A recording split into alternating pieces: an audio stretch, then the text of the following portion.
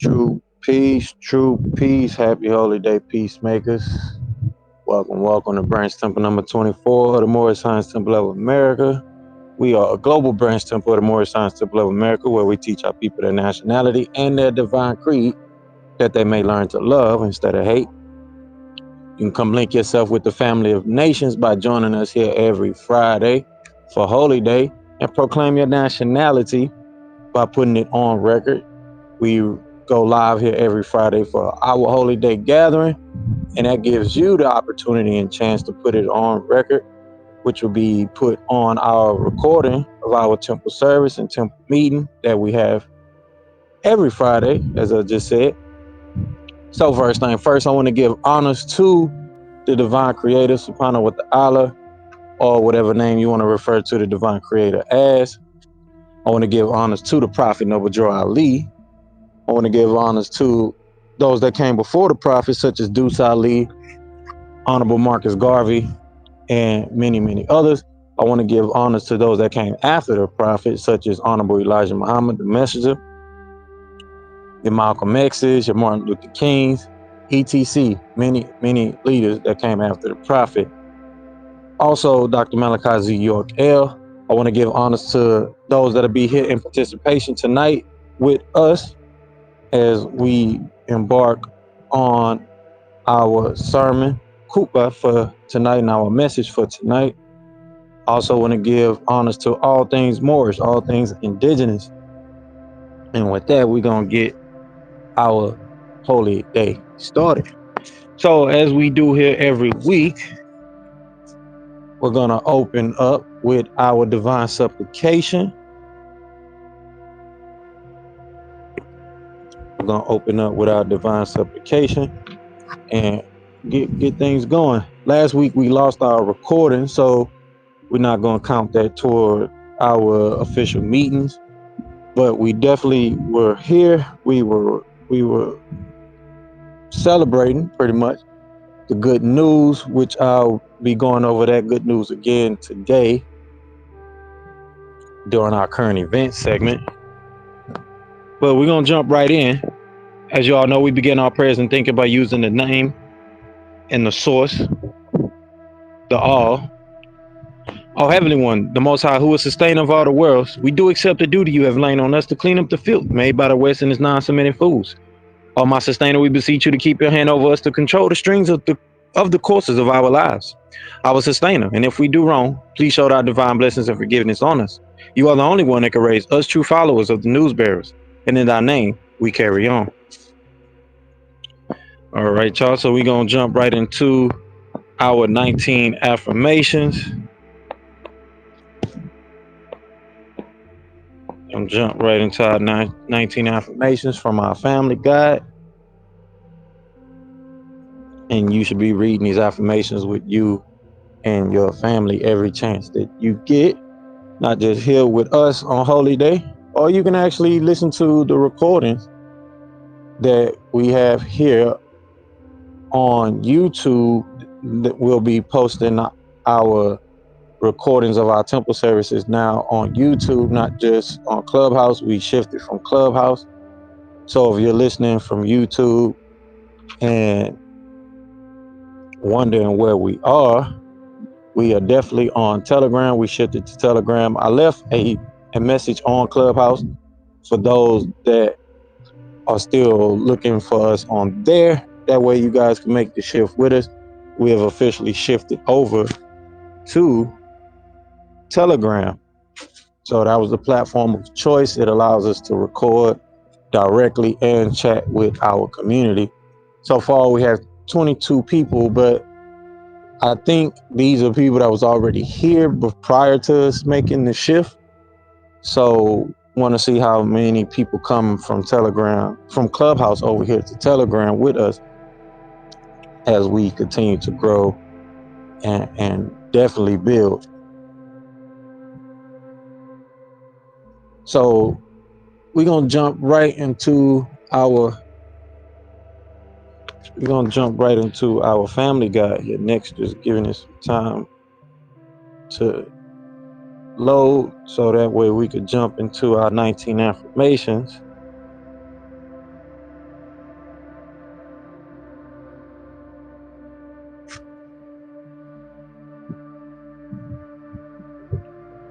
why it does that. Let me check and see. This might speed it up a little bit.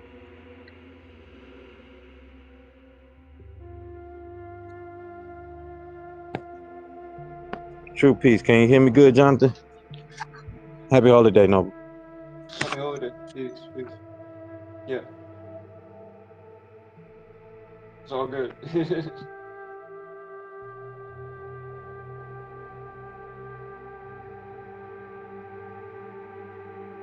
I don't know if you cut out. I can't,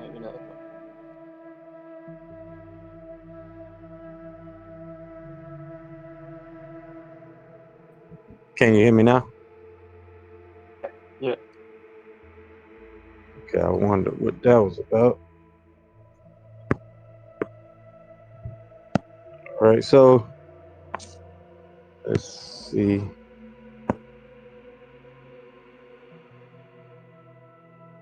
Trying to get into this document.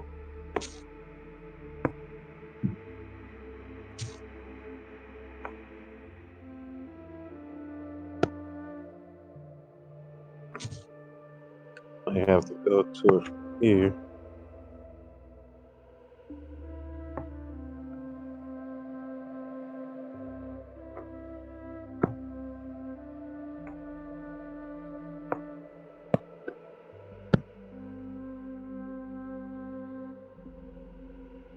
It always gives me trouble.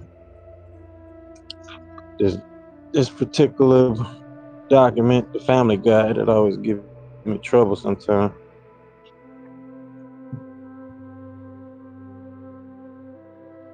Not sure why that is.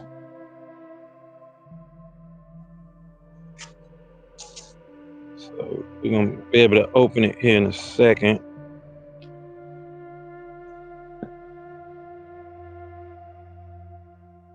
All right, y'all. So we're gonna dive right into our 19 affirmations.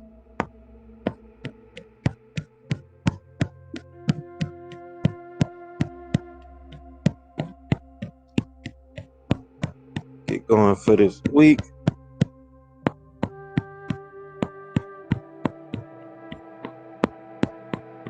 All right, so our daily affirmations are called what we accept as fact, the daily affirmation of loyalty of the children of the Elohim.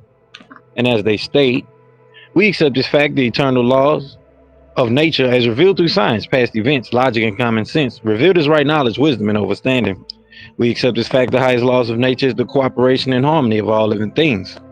We accept as fact our way of life as a means to the best end. We accept as fact that loyalty is the greatest of all honors and treason is the worst of all crimes.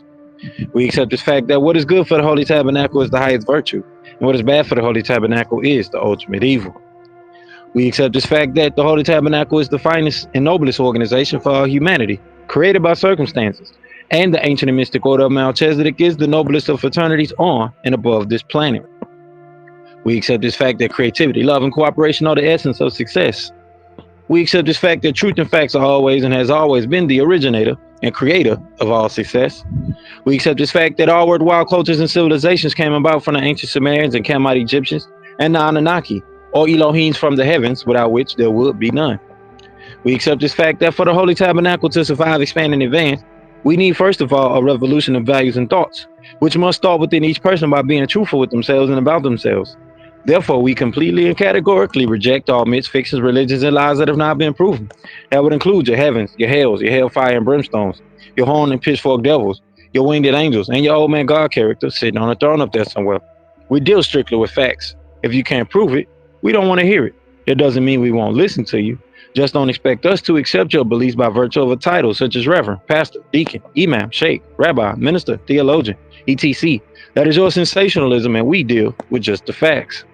We accept this fact that the only true revolution is a war of good against evil, right against wrong, fairness against unfairness, loyalty against disloyalty, sincerity against insincerity, honesty against dishonesty. And this wars fall within each person among the agreeable and disagreeable Elohims that make up your willpower. We accept this fact that the unity of our community and its success will only happen with cooperation with all involved. We accept this fact of total unification of all humanity on the basis of truth, that is, accepting people and races for who and what they are, respecting their culture, their languages, and their beliefs, and expect the same. We accept this fact that the human race, its biological and cultural heritage, is now under attack by our own morals, our self-righteousness, our desire to control industry. And these things attack the very existence of humanity. We accept this fact that males as well as females are equal in all things and should be dealt with as partners in all matters. We accept this fact that no one race of people is better than the other. In fact, no one wins the race in racism. We accept this fact that communication between different people is the cure to the ignorance that breeds the disease hate. We accept this fact that a good and well-rounded education could prevent most of the ignorance that plagues the world. We accept this fact that the all is just that, the all. You can't take from the all, you can't add to the all. We are all within the all as one. That is our concept of what you call a deity. To the fulfillment of these facts, we children of the Elohim forever pledge our lives, our sacred honor, and our spiritual zeal. All right, y'all. All right. So let's go ahead and open up with our prayer and reading of the Divine Constitution here next. But as I was saying, those are the affirmations. Stand by, live by, and make affirmative your life. It help you keep some of that weight of life off your back, off your neck. Some of the stress of you. Less to worry about. All right, y'all. So we're gonna jump right into our Divine Constitution and our prayer first. So first thing first, facing the east, feet at a 45-degree angle, 2 fingers up, 5 fingers up. Allah, the Father of the universe, the Father of love, truth, peace, freedom, and justice. Allah is my protector, my guide, and my salvation, by night and by day, through his holy prophet, Noble Drew Ali. Amen. All right, y'all. So first thing first is doing this opening. We're gonna cap off tonight with our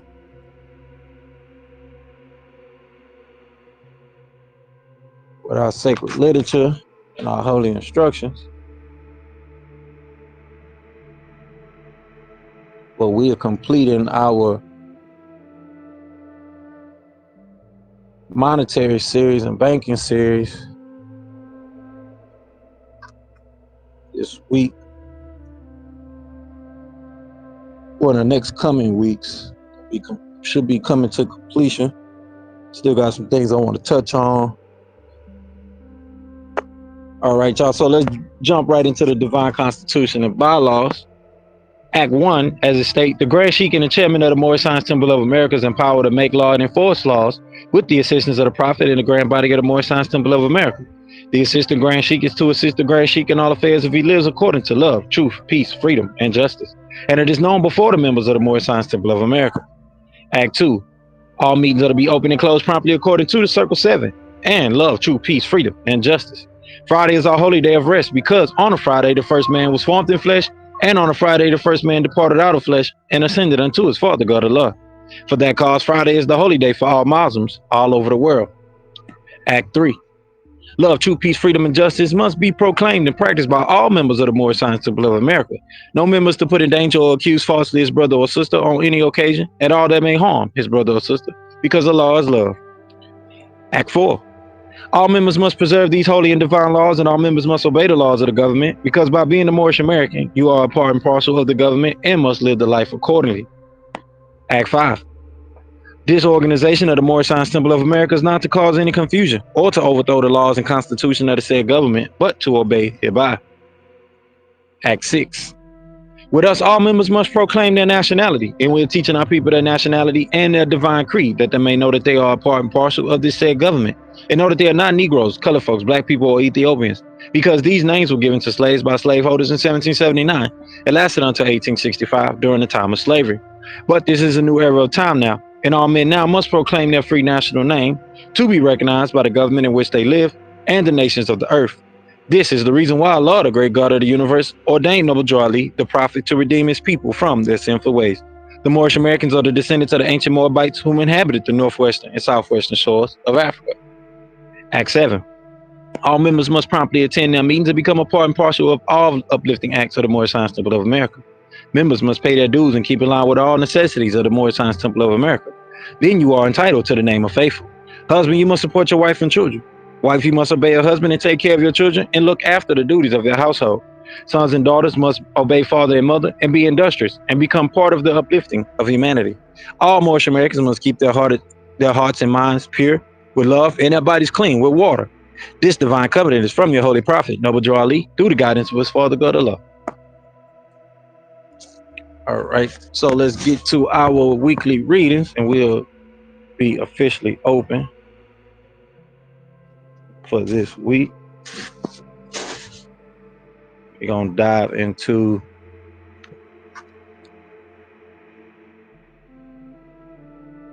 the history of banking. Kind of got to go back, pick up what didn't get recorded last week, which is really a bummer. But we was just talking and building last week, so it did go overboard. So I just got to remember to cut the recording off at the proper time. We can go over a little bit, but I'm sure the hour max is probably like 5 or 6 hours. I'm not sure what the actual max is on here, because I think I've done 5 or 6 hours before when we had meetings when we were trying to get our meetings going for the credit union on here. So I really do wonder what the actual max recording time is. Try to see about that. I'll look into that.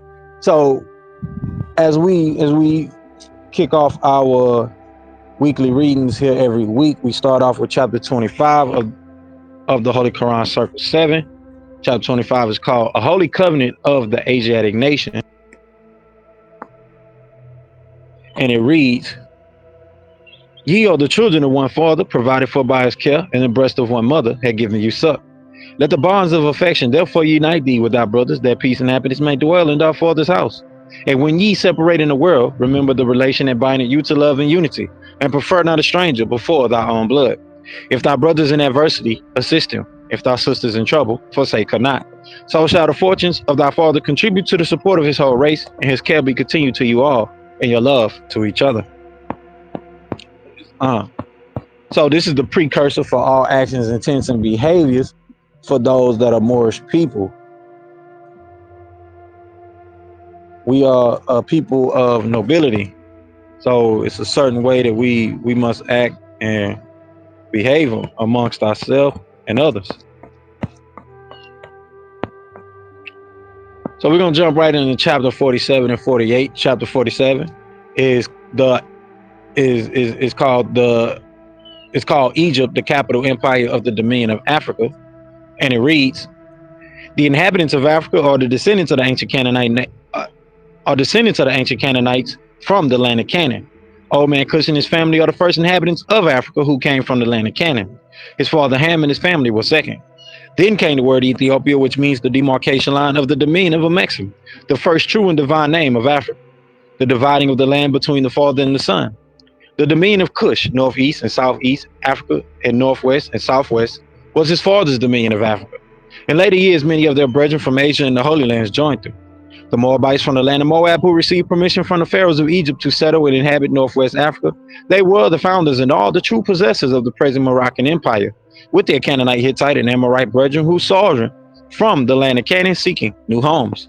Their dominion and inhabitation extended from northeast and southwest Africa across Great Atlantis, even unto the present North, South, and Central America, and also Mexico and the Atlantis Islands, before the great earthquake which caused the Great Atlantic Ocean.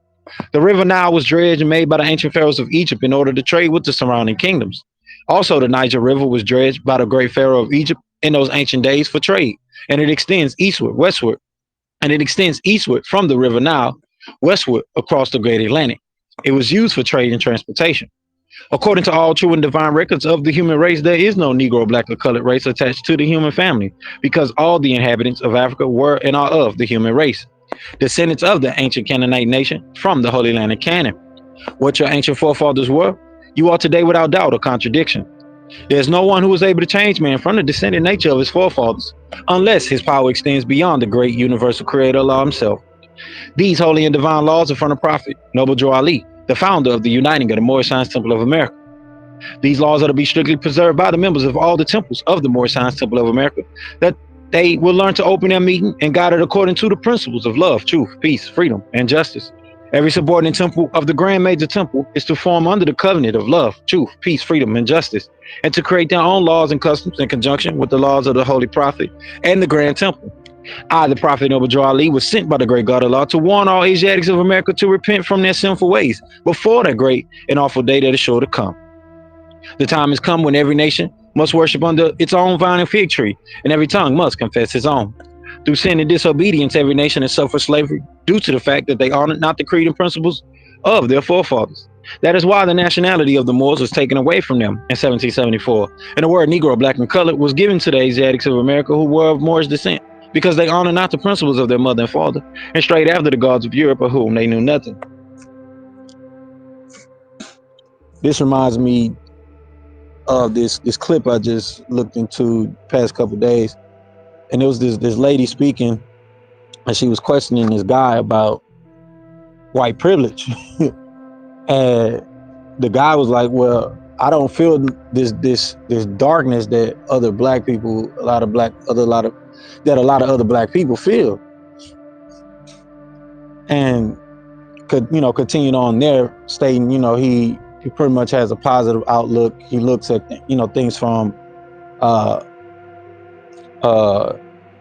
from I guess a degree of light, which is okay, is cool, understandable.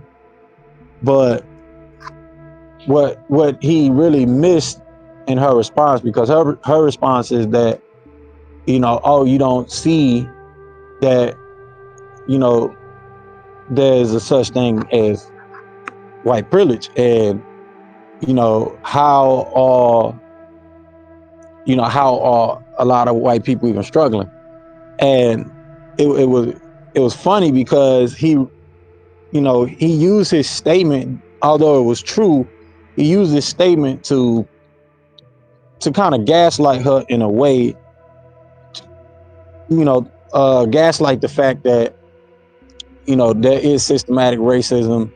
And, we all know, or we should know by now, that especially if you are in a society that is more privileged, more in your favor, then it really is not too much of a reason for you to be struggling, even though, we should be able to resonate with anybody that comes from a struggle or anything like that. But at the same time, to gaslight or cloud over the fact that there is systematic racism and it is documented, especially toward indigenous peoples.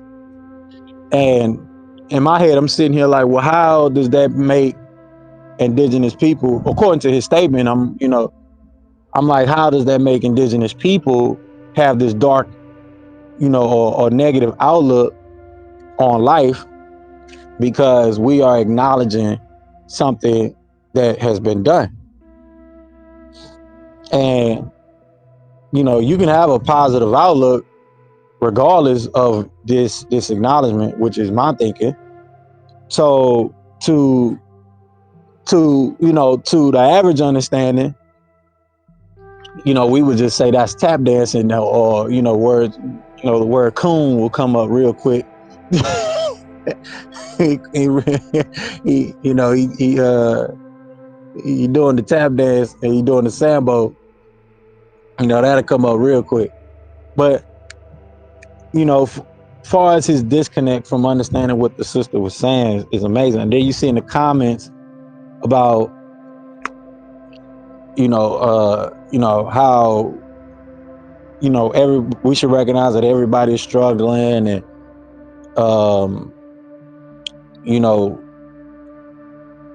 see all people could be racist and this, that, and the third, and not realizing that racism is more of a systematic thing. Now, individually, yeah, people could be prejudiced. People have their prejudice. People have their preferences, but more so on the opposite end, people on far as the negative end of it, having a preference, which is a positive for an individual, having a thing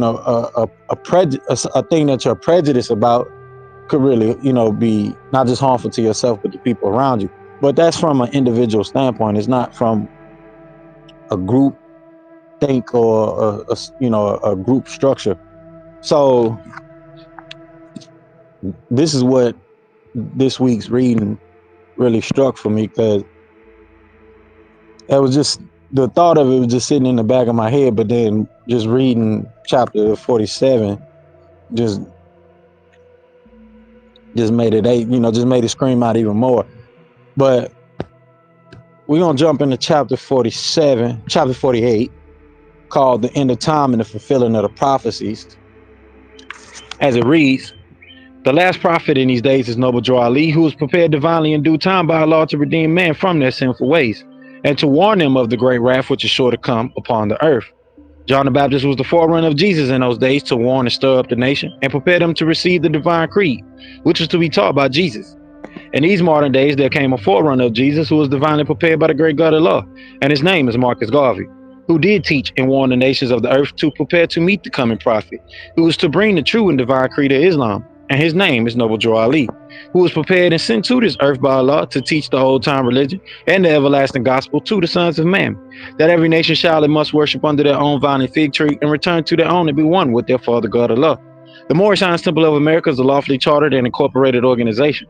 Any subordinate temple that desires to receive a charter, the Prophet has them to issue to every state throughout the United States, etc., that the world may hear and know the truth, that among the descendants of Africa, there is still much wisdom to be learned in these days for the redemption of the sons of man, under love, truth, peace, freedom, and justice. We, as a clean and pure nation descending from the inhabitants of Africa, do not desire to amalgamate or marry into the families of the pale-skinned nations of Europe, neither serve the gods of their religion, because our forefathers are the true and divine founders of the first religious creed for the redemption and salvation of mankind on earth. Therefore, we are returning the church and Christianity back to the European nations, as it was prepared by their forefathers for their earthly salvation. While we, the Moorish Americans, are returning to Islam, which is founded by our forefathers for our earthly and divine salvation. The covenant of the great God Allah, honor thy father and thy mother, that thy days may be longer upon the earth land, which the Lord thy God Allah had given thee. Come, all ye Asiatics of America, and hear the truth about your nationality and birthrights, because you are not Negroes. Learn of your forefathers' ancient and divine creed, that you will learn to love instead of hate. We're trying to uplift fallen humanity. Come and link yourself with the family of nations. We honor all true and divine prophets. All right, so we're gonna jump right into this week's series. We're gonna jump right into this week's series. The links are in the chat, and I'm gonna call out the links again because it's been some time since we reiterated where we getting our references from, especially for the people that's listening on YouTube. So the first link we went over was Investopedia.com, and the term was currency, and then the next one was money, and then the third one for Investopedia was roots of money,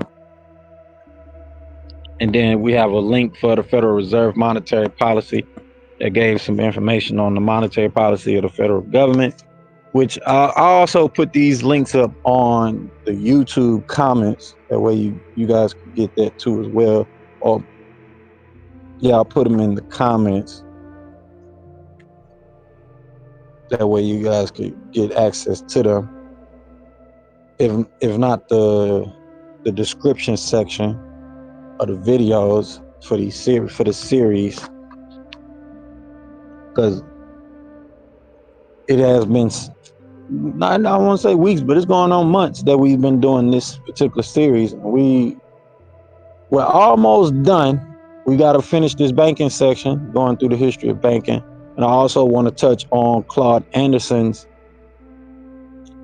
Powernomics formula and philosophy.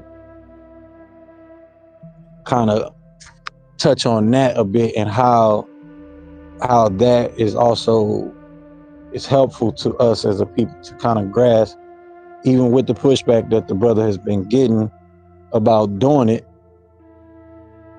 because there's been comments about him implementing the formula himself, but it's weird with all the the new age millennial crap going on. It just the thwarted thinking, the skewed thinking, to even think that someone could implement a whole economic system that requires a whole economy of people by himself, which is which is crazy. So like I said, we're gonna dive into that too as well. But I do want to get through this banking series, this banking part of the series, the monetary series, and get to our next series, which, like I said, we're gonna be diving into setting the record straight and getting more into the Holy Tablets. That's gonna be one of our main missions as we continue on.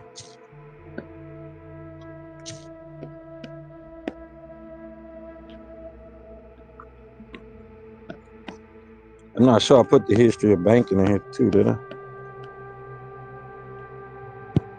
Yeah, you did. Okay. Yeah, I just put it in there a little more earlier. So we got to kind of go back a little bit. We got to go back a little bit to where we left off. Well, the week before we did last week, we did get some great points down and our reference points and our reading of the references. We did touch on some great things. We did get that on record. But I do want to iterate what we talked about last week, at least during the temple meeting and service, the unofficial temple meeting and service that we had. We discussed the fact that these things like family offices and investment plans, wills and trusts, they've been around for some time. They've been around for some time, some very, very long time.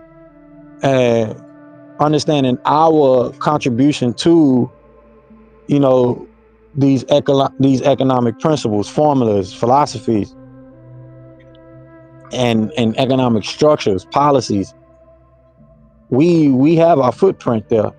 But do we know? Do our people even, have any type of awareness of these things? Are we aware of Mr. So well? And even know these type of people exist. So we do want to reiterate the fact that the information is there, but if no one's talking about it, then how can anything be done about it? How can anything be implemented? We're talking about actual documented royal families and indigenous, Moorish family offices that are documented, going all the way back to the times of ancient Sumeria. So the information is definitely there. The information is definitely there.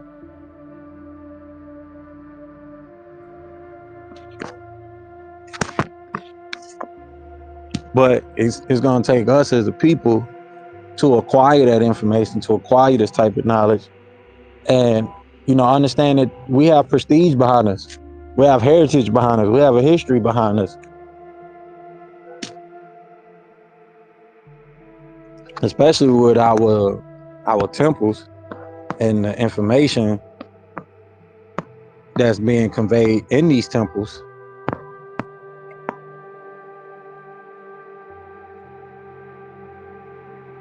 This is why the civics portion that we did is prevalent, because one key thing is civic pride, and having pride in yourself and your people, having pride, that's civic pride, that's civil pride in yourself and your people. This is how you build a civil society. This is how you build a civilization. No civic pride, no civilization, pretty much. These two things go hand in hand. And I've been checking out some of the sermons from Brother Miles Monroe this week. And one of the things I heard him mention is that Jesus had a very unique character. He was very different than what most people really actually understand, even during his time, because he was talking about a whole nother government. He was talking about a whole nother kingdom that most people's minds would not be able to grasp. He was talking about the kingdom that has a governmental structure, that has a king, and that king is the divine creator. But it has a structure. We would call that type of form of government a theocracy, like what we have here with the Moorish Science Temple of America. And Monroe was mentioning how they really wasn't paying attention to the truth about what he was saying. You have to get rid of, Jesus was saying, you have to get rid of, the transgressions of this this structure of politics that you come from, to grasp this whole entire structure that's really more based on nature, and not biases and traditions of men, and really grasp the government structure of nature, of divine nature itself. And it really struck me, because I'm like, well, this is what we're trying to implement with the Moorish Science Temple of America. This is the point of the divine and national movement. It's like, oh, that definitely resonates with me. The statements that Monroe was mentioning about Jesus, I'm like, oh, okay, this definitely has to be shared. See, this is the thing about coming together, not just as members of the temple, but as a people, as humanity, because messages like that, pointing out principles like that, should be shared, should be communicated, should be passed around. And the fact that there's a battle of egos between people in Christianity, Islam, and all these other different religions, and you have sectism, which the Holy Qur'an really talks against. It's hard to get principles that are for the positive to be shared, especially with programs like these coaching programs, especially today. These coaching programs, a lot of people, have saturated the concept of having a coaching program, and they selling some type of course on Udemy or or whatever platform, right? It has been saturated. But at the same time, that person is coaching you from the experience of success. If they're coaching you from their level and experience of success, hey, why not? Why not? Why not? It may be a saturated business model. It may have a lot of faultiness in it, right? But the concept still stands that getting the information to the people, passing along that success, that experience of success to other people, it is definitely worth taking the opportunity of coaching people to do so. Now, I will, let it be known that a lot of these these coaching programs and these people, these course pushers, they do try to go above and beyond what they can handle, especially by themselves. But nonetheless, what they're sharing is their experience, and they're mentoring you and passing down their steps to success. Now, everyone may not have to take the same steps, but they're definitely giving you that formula. What thinking led them to there? What behavior mannerisms led them to there? So it is definitely worth it. But we're gonna jump right into where we left off the week before last and continue on there with our references. We was picking up at Asia Minor, so we're gonna continue from there, do it again. I'm sorry we gotta sift through this again, Brother Jonathan, but we gotta get it, her done, get it on the record for the record, and Right. do the works. I do want to apologize last week. I'm not sure if it was because we went over too long or it was a glitch on my phone. Not really sure what the reason was, but either way, I know I should have, in the back of my head, I should have stopped the recording and just let us continue to build as we was building. I'm just excited about about the good news that we're gonna reshare here on the record for everyone and let it be known. But we was enjoying that good news. So we're gonna jump right in from where we stopped at last week. We stopped on Asia Minor of the history of banking. We was taking a trip to Asia last week, and this section or portion is referring to the earliest forms of banking. So this is going back to ancient Asia or Asia Minor, and it states, from the 4th millennium, previously agricultural settlements began administrative activities. The temple of Artemis at Ephesus was the largest depository of Asia. A pot hoarded, dated to 600 BCE, was found in excavations by the British Museum during 1904, during the time of the cessation of the First Mitratic War. The entire debt being held at the time was annulled by the council. Mark Antony is recorded to have stolen from the deposits on occasion. The temple served as a depository for Aristotle, Caesar, Dioscorisotomus, Plautus, Plutarch, Strabo, and Xenophon. The temple to Apollo in Didma was constructed sometime in the 6th century. A large sum of gold was deposited within the treasury at the time by King Croesus.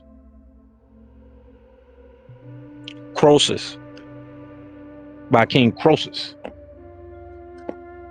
So, as it's reiterating here, the temple was a depository. The temple was a bank. Recently, Brother Umar Johnson just did a podcast, and he was stating that there's 3 things that a church must have to really serve the community, and that's a bank, and a school and charity programs, if I'm not mistaken. But those three things is how you really service a a community. No, he said a market, not charity programs. He said a market, actual marketplace, and I think more like a garden type marketplace, or a garden per se, to where you can grow food and feed the people in the community.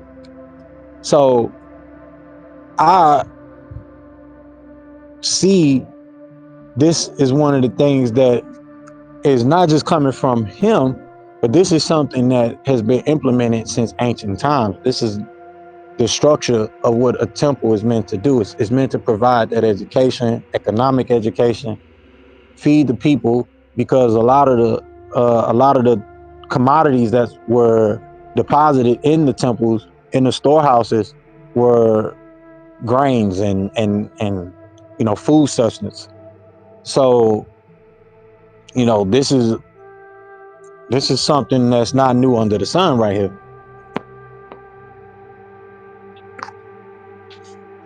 All right, so we're gonna move on to India.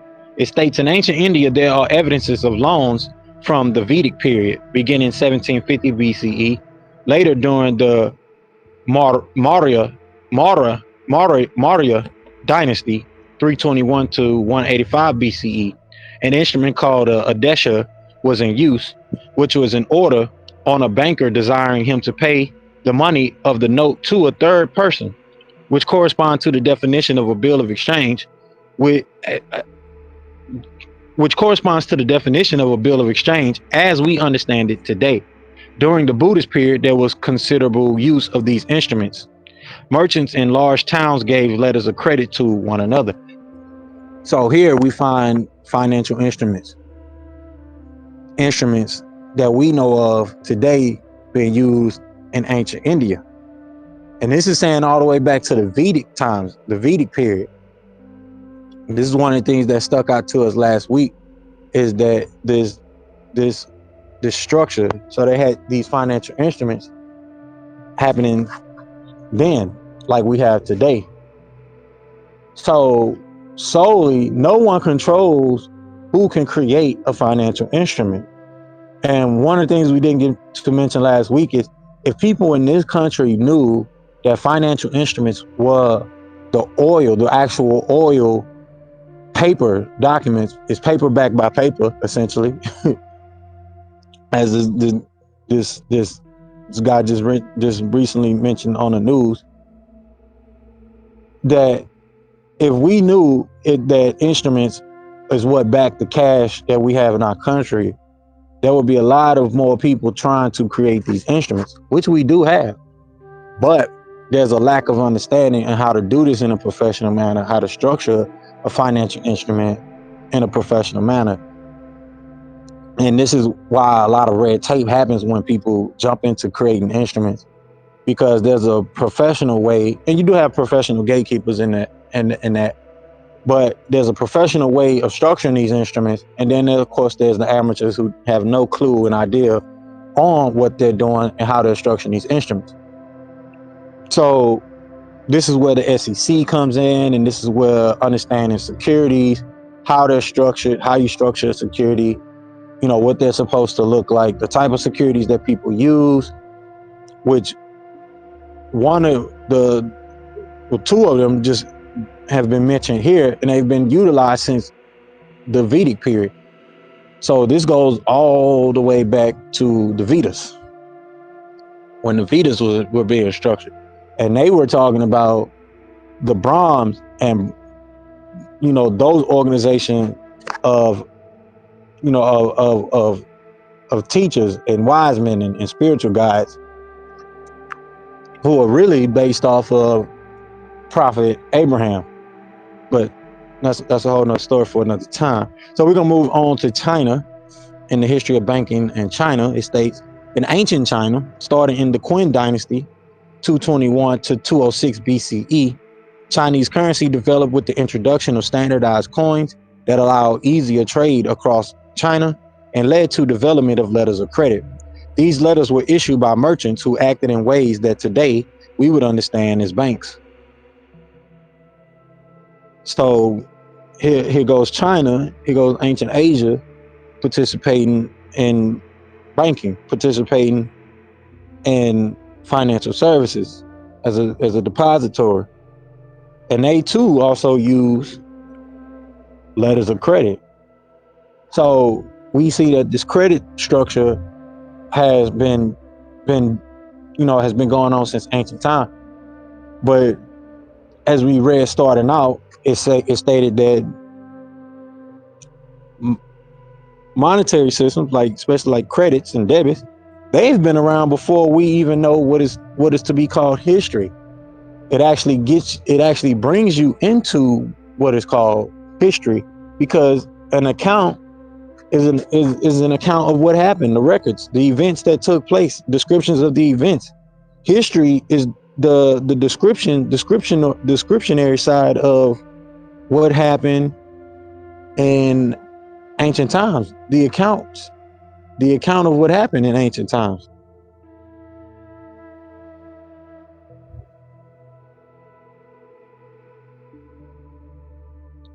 So that's really something to think about right there.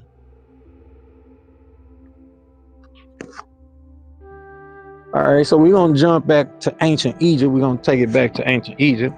It states some scholars suggest that the Egyptian grain banking system became so well developed that it was comparable to modern major banks, both in terms of its number of branches and employees, and in terms of the total value of transactions. During the rule of the Greek Ptolemies, the granaries were transformed into a network of banks centered in Alexandria, where the main accounts from all of the Egyptian regional grain banks were recorded.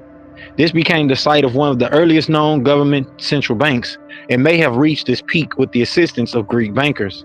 According to Moore, there were two types of banks operating within Egypt: royal and private.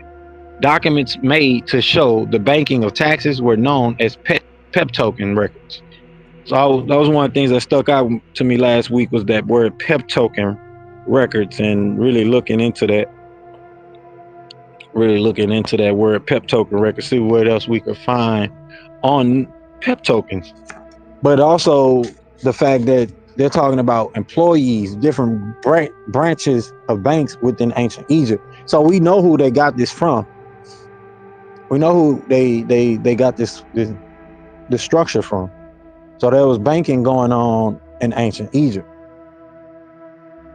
and of course, all they're going to point out is the Greek Ptolemies, but they're not going to point out the ancient Nubians and the ancient Cushites that actually structured and built ancient Egypt and built these these these these economic infrastructures in ancient Egypt. Of course, they're going to say the Greek Ptolemies, when they came into Egypt, when the Greeks invaded Egypt, right? That's when it was at its highest. But we know, according to actual history, that was when Egypt was actually climaxing toward its greatest fall. So this is why the prophet talks about the capital Egypt, the capital dominion of the empire, the dominion of Africa, the capital empire of the dominion of Africa. Trade and transportation was going on way before the Ptolemies and their dynasty came about. This goes all the way back to those Nubian dynasties, those Cushitic dynasties of ancient Egypt. And what you see is the fact that this is comparing the structure then to what we have now, the major banks now, the major banking system now, the Federal Reserve System. So as we know, the federal dollar has a pyramid on it. So where do you think they get these concepts from? So this is the indigenous claim, the indigenous input that we have as indigenous peoples. But you have to know your legacy. You have to know, like G.M. James, you have to know the stolen legacy. You have to know the history, the contributions to economic structure, infrastructure, formula, schools of thought, history itself. All right, so we're gonna move to Greece, where it states Trapezitica is the first source documenting banking, and this is coming from De Soto. States the speeches of the Demosthenes contain numerous references to the issuing of credit. Xenophon is credited to have made the first suggestion of the creation of an organization known in the modern definition as a joint stock bank and owns revenues, written in 353 BCE. So Greek philosopher, this Greek philosopher was structuring what is known as a joint stock bank, and this is written down in writing going all the way back to 353 BCE. And knowing where the Greeks got their knowledge from,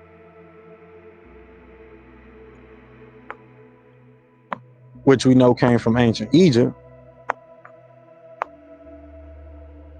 that has to make you think, was there joint stock banks in ancient Egypt? Had to be. Had to be.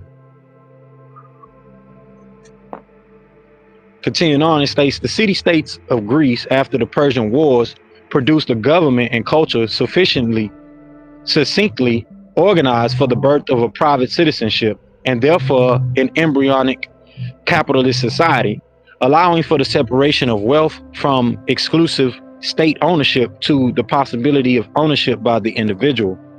According to one source, Trapezites were the first to trade using money during the 5th century BCE, as opposed to earlier trade which occurred using forms of pre-money. So we gotta look into Trapezites would be considered a term which arose from a type of table. It says they were initially active during the 5th century BCE.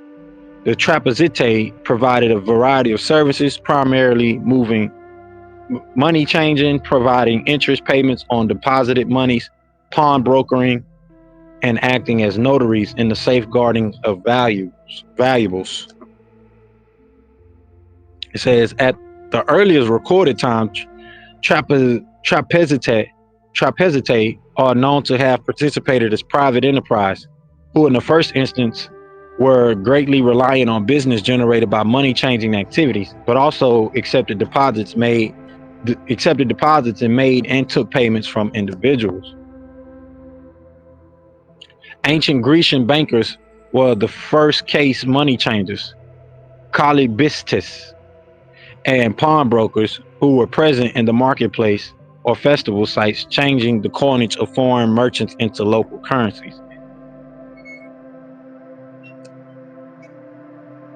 So these people were the money changers that that Jesus was talking about. We mentioned last week, Jesus came in with the whip for these people. Let's see what this is.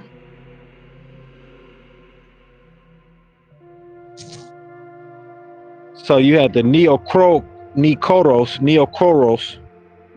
and the Zakoros. It states many early bankers in Greek city-states belonged to the Metics.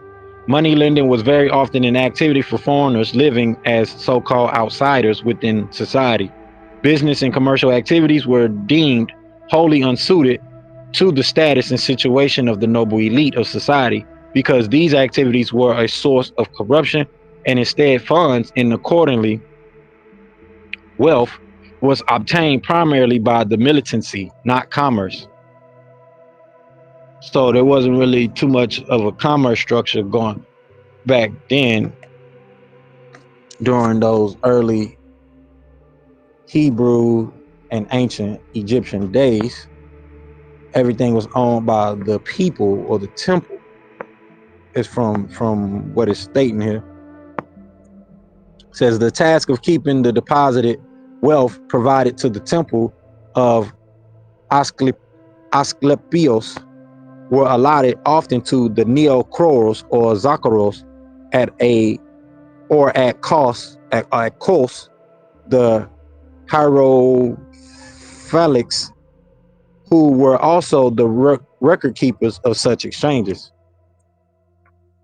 Hieronomoi, Hierophante were the priests of Umolipide, and they was involved in the acts of sacrifice, and they were a family of priests at Eleusis who maintained the Eleusinian mysteries during the Hellenistic era. So they were hierophants, and they popularized the cult and allowed many more to be initiated into the secrets of Demeter and Persephone. That's very funny, but that's very funny. It has some great resonance with that. It says it was an established pattern of behavior for a banker in Athens, Aegina, and elsewhere in the interest of the security of the assets entrusted to him to have his wife wed to his slave after his death, being that his slave had inherited his previous owner's banks upon his debt. Oh, that's something right there, right? So the metics are the people that were in the dwelling. It also means indicating change, and they were residents of Athens and some other cities who was a citizen of another city or a polis. It says they held status broadly analogous to modern permanent residency, being permitted indefinite residence without political rights. So these were people that were basically used in a private manner to give money to, because the elite, the nobility, couldn't use the funds.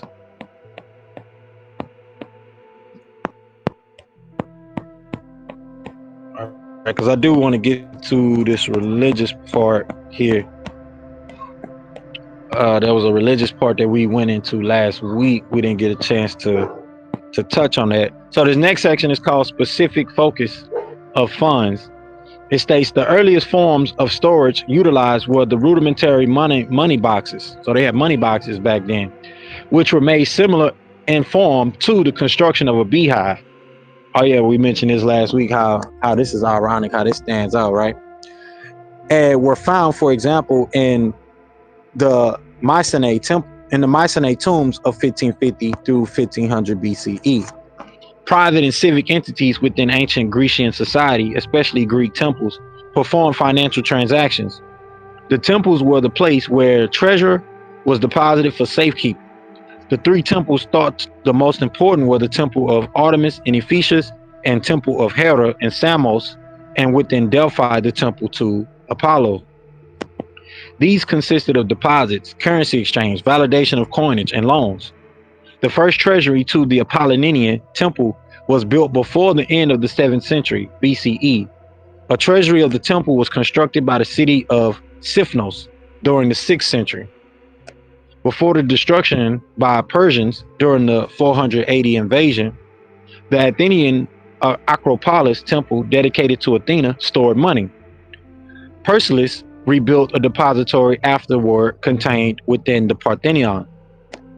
So they just letting you know off the gate, this temple had been used as a depository. It was a bank, and this is the structure. This is the understanding.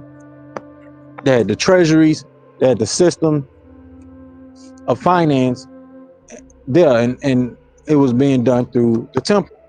So last week I mentioned also, it makes me think about the fact that we are a temple, and our people should understand the power that they have being structured as a temple. While the prophet structured us in the form of a temple, the scriptures state that we are the temple. This is our jurisdiction as a people to understand our ancient inheritance. Now, The Jews are similarly structured to us of the Moorish Science Temple of America, but they don't have the sovereign theocratic governmental acknowledgement and structure as a people that we do. We have a great opportunity versus all this clashing and back and forth about the Moors did this with the ancients, and the Moors invaded Africa and more and turned people Islamic and this that and the third. We we would get so much further if we understood that the word and the term Moor refers to the people that are considered Negro, Black, and colored, or even Ethiopian. So that includes people that's in Africa. That includes people that's in Europe.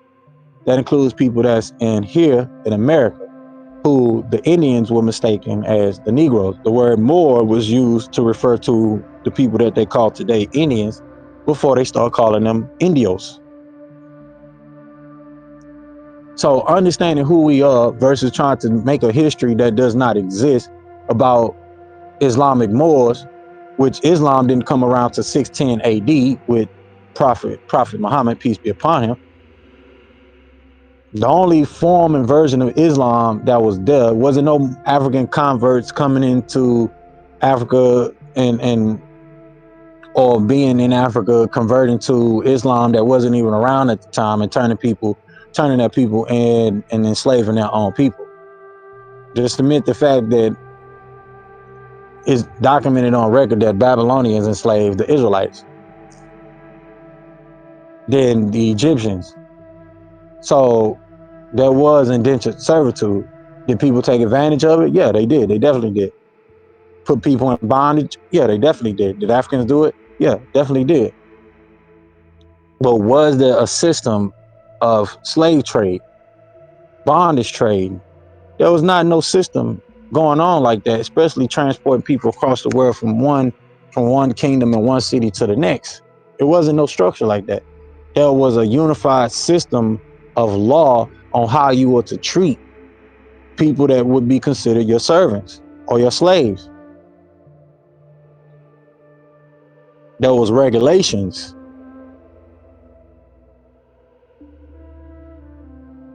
The regulations got broken when the trade and the slave trade and all these things, start to kick off. So if we can get past all these, different things that keep us divided and understand the focus, which is the temple, and what we're going through, studying in this monetary series and the banking portion of it, we would see the change that we want to see as a people. But Bernie Mac mentioned something. He was saying, something that we'd never see, that I wish I would see before he passed. He was making a joke about it. He was doing a stand up, but he was saying that us coming together was the conclusion of the joke and what he wanted to actually see, but may never happen. And that's because we got to find a problem with every little tiny itsy bitsy thing.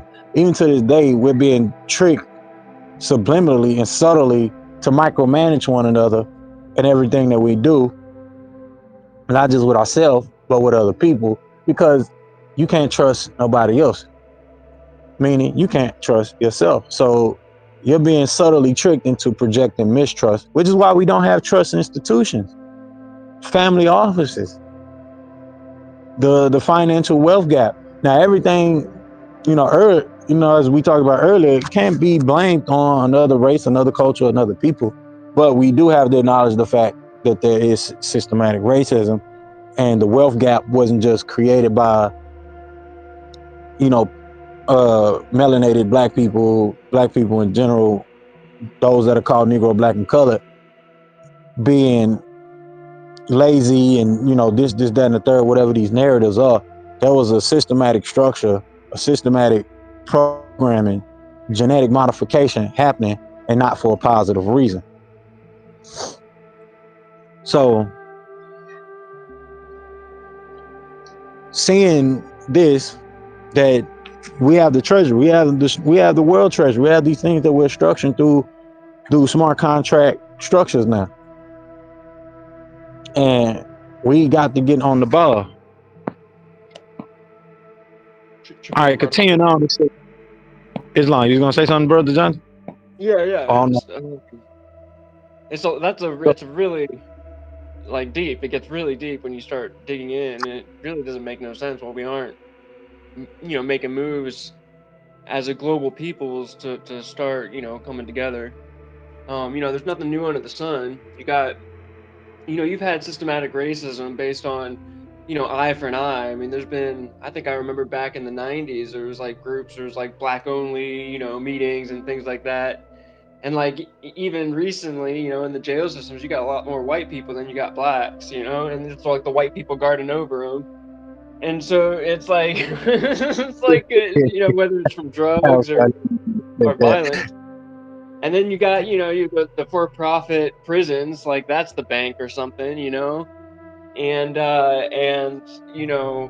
when people do, leave the prison system, then when they get out, whatever, however long they're in there for, they're getting back into a system that doesn't really have much for them, other than just the same old with the investments and the society that's been built here in the Americas based on that, the white supremacy.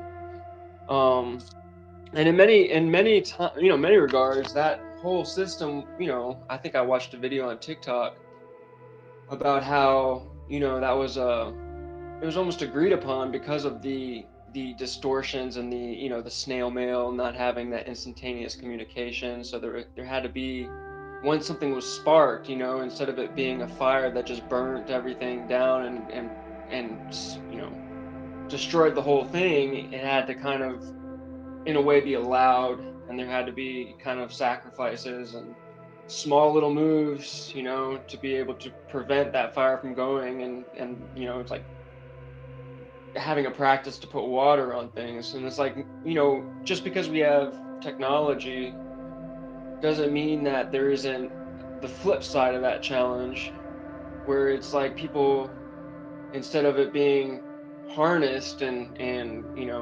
constrained by slavery, you have it to where people are kind of ignoring things and letting the saturation of information, and like you were saying, the micromanagements, and thinking that AI or computers are really going to be that micromanagement, when really it's us, and the whole computers are just still a distraction to the realities of what we're doing to each other still, just because we aren't able to come together.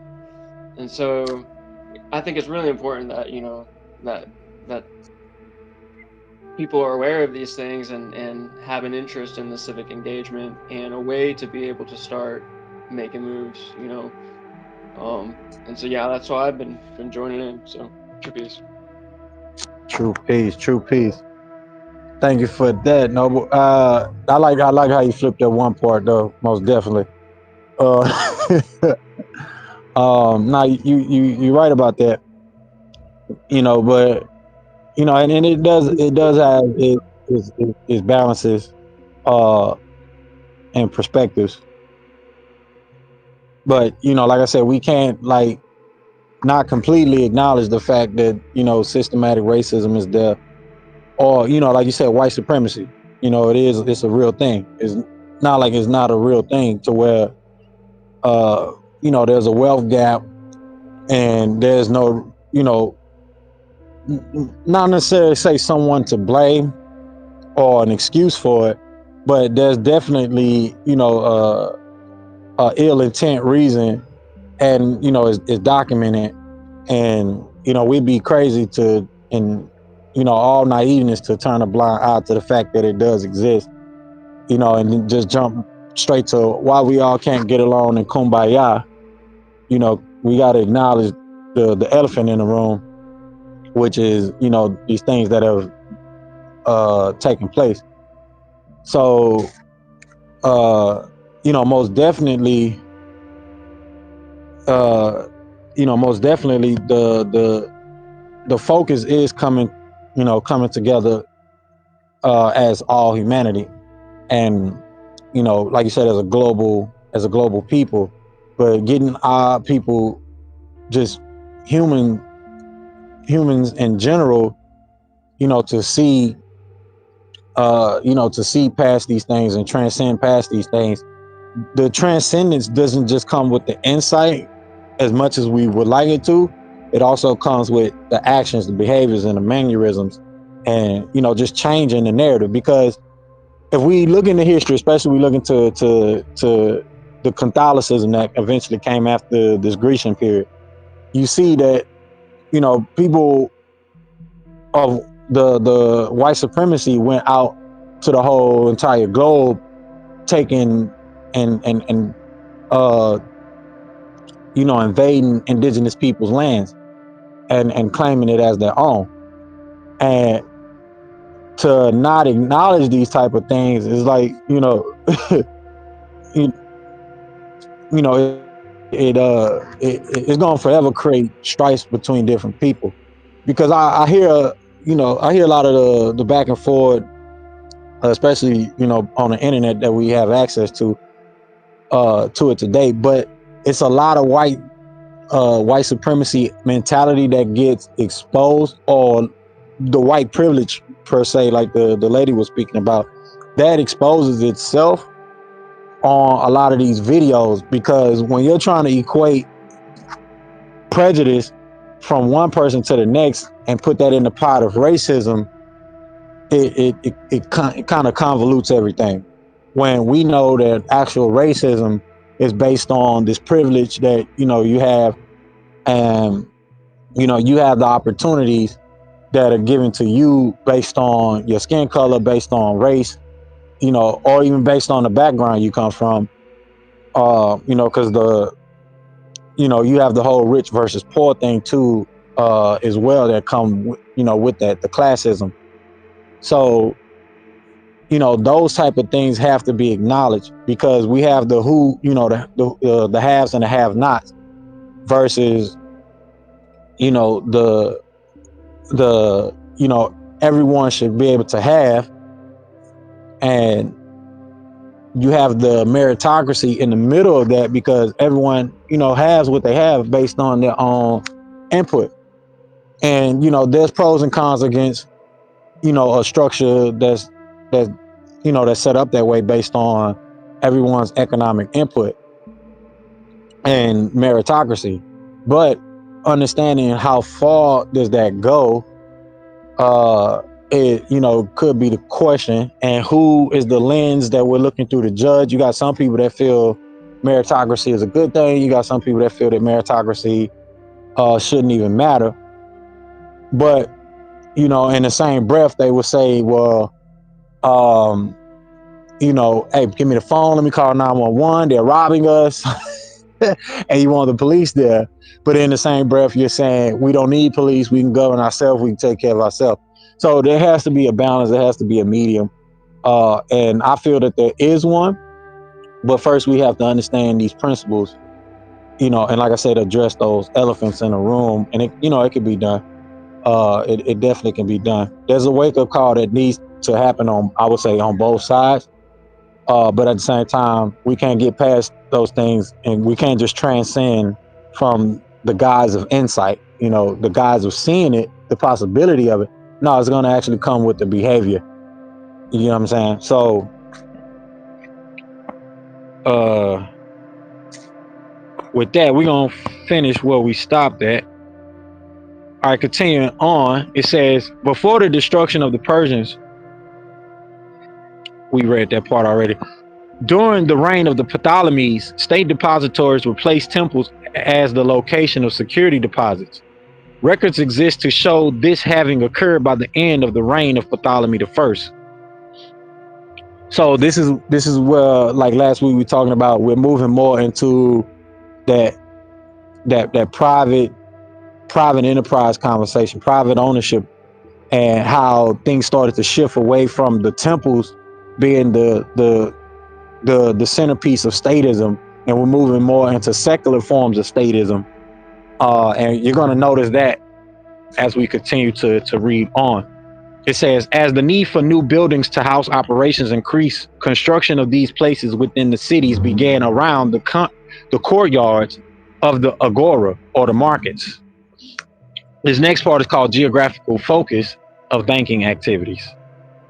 So as I was saying, you're going to see that shift more into the private, the private treasuries, the private depositories, private institutions, and investment banks, and you're going to see that, or here for those that's listening or reading, for those that's following along with us, you're going to see more of that as we continue to go through this reference point. It says in this next section, Athens received the Delian League's treasury during 454.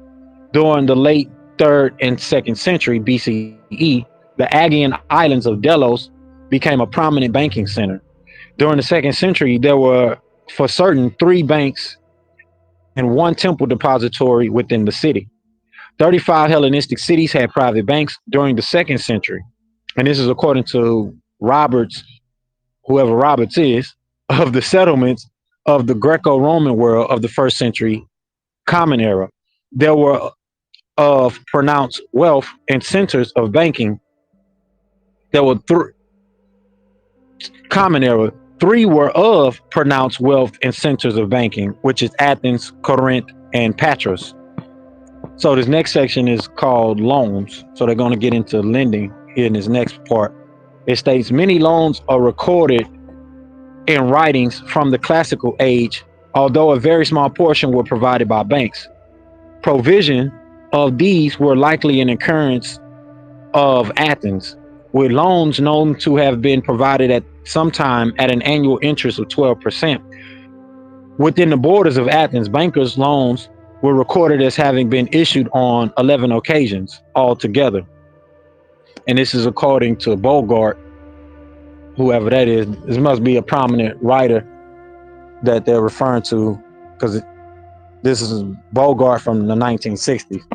The other one was Roberts, but they left a page number for him.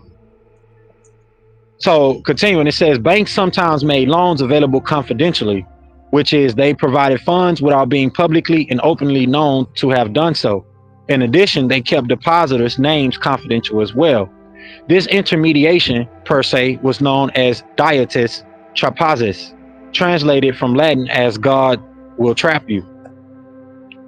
A loan was made by a temple of Athens to the state during 433 through 427 BCE, before the Common Era. So before the Common Era, temples were giving loans to the secular state, right? That's what it said. And as the axiom goes, he who is the debtor is the slave. God will trap you. So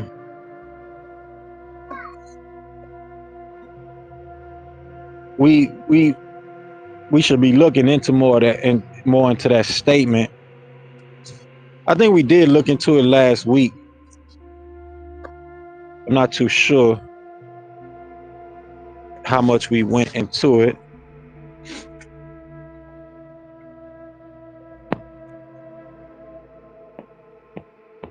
But it definitely means if you stay in debt, you're pretty much you become a slave.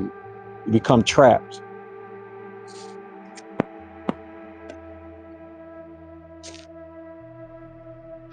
I, if I remember correctly, I did look into. I think I did look into this.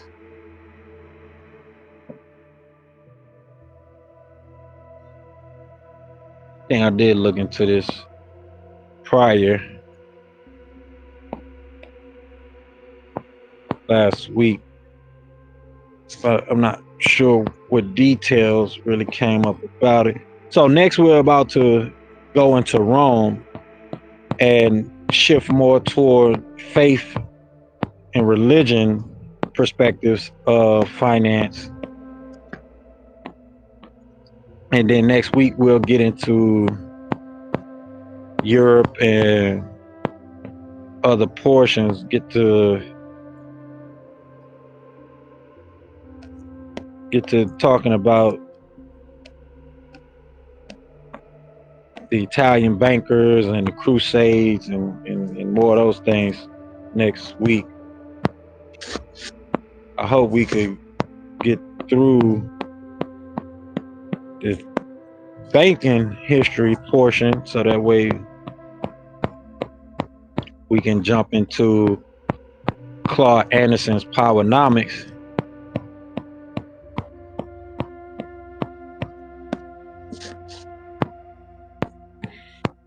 But there's a lot of data that we're gonna cover in this part here. So this series is a series. This might have to be a series section on its own. Might have to separate this series from the banking, called it the banking series, versus the economic, the currency series, the monetary series, because that is one thing. But this this is this is becoming a thing of itself as I look forward to what we're gonna get into here.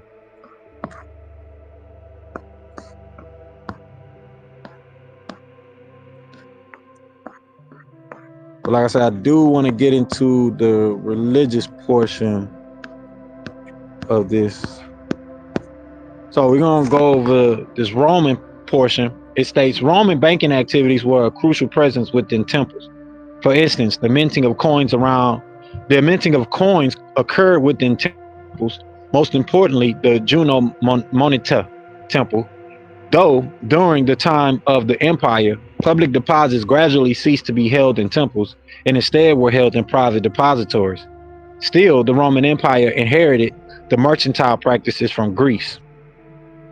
During 352 BCE, a rudimentary public bank known as Demosia Trapeza was formed, with the passing of a consular directive to form a commission of mensari to deal with debt in the impoverished lower classes.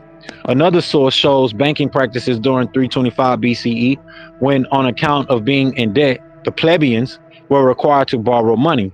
So, newly appointed Quinquaviri Mensari were commissioned to provide services to those who had security to provide in exchange for money from the public treasury. Another source, J. Andral, has the shops of banking of ancient Rome firstly opening.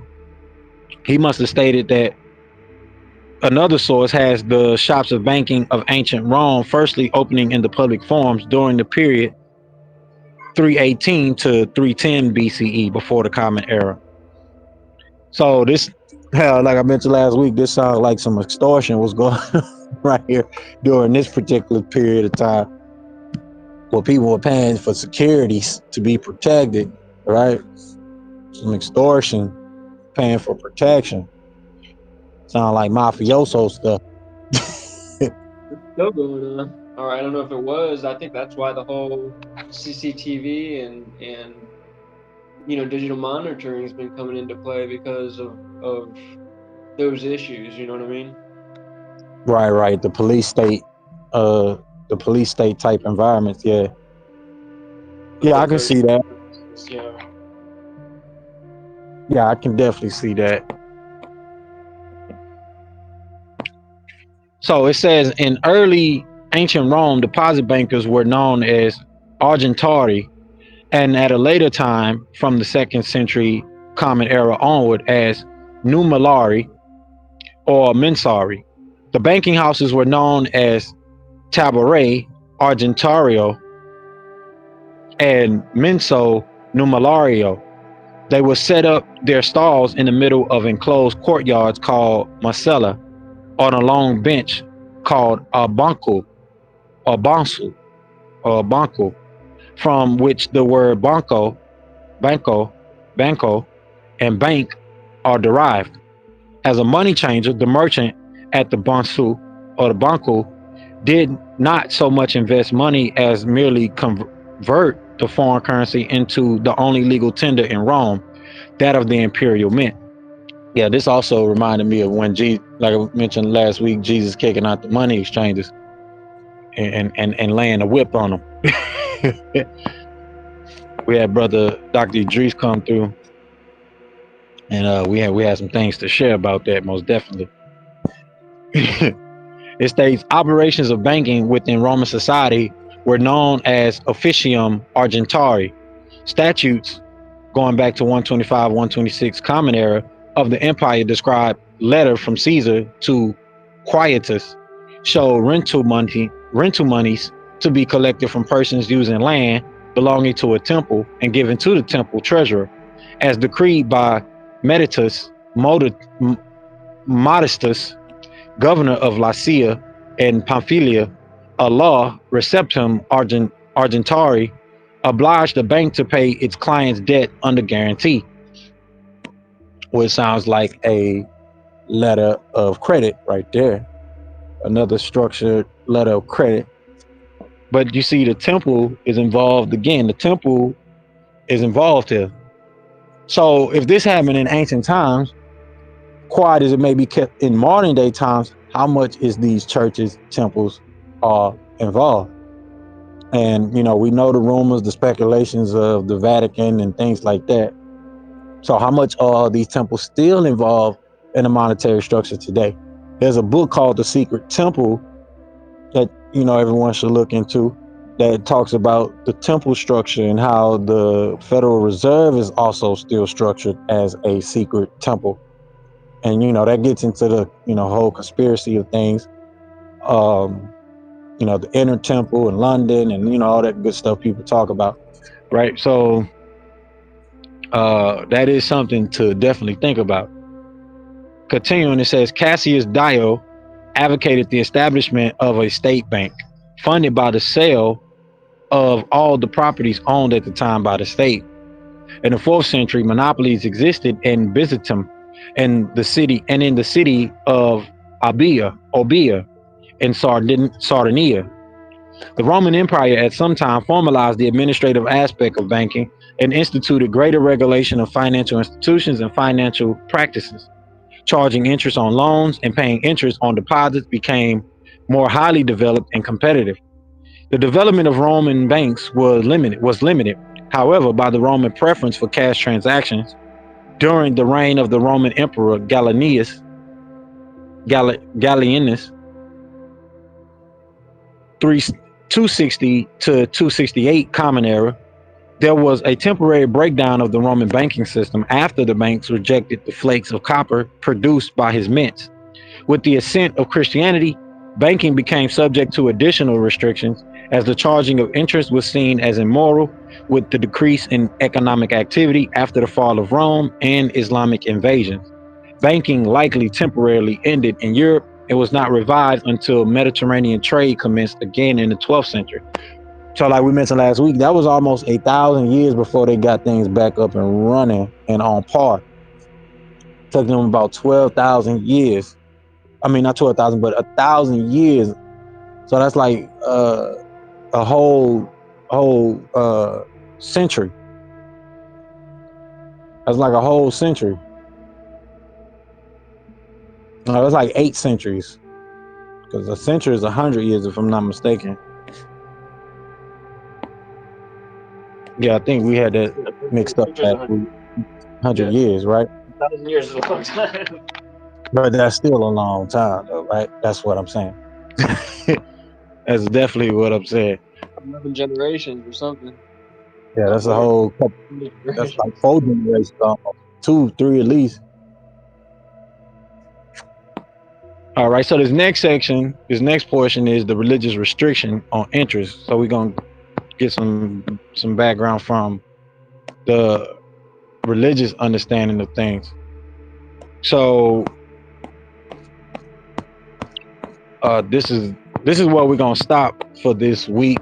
And like I said, we're gonna pick up on the medieval portion, but we definitely gonna get into some things continuing on. Like I said, I might have to segment this into its own series, because this has been this has been going for a while. If we keep this a part of the currency series, like I said, it's been months almost at this point. We're talking about months going into this series.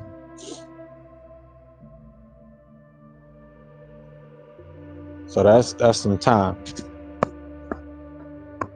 So let's go ahead and jump into this next section here,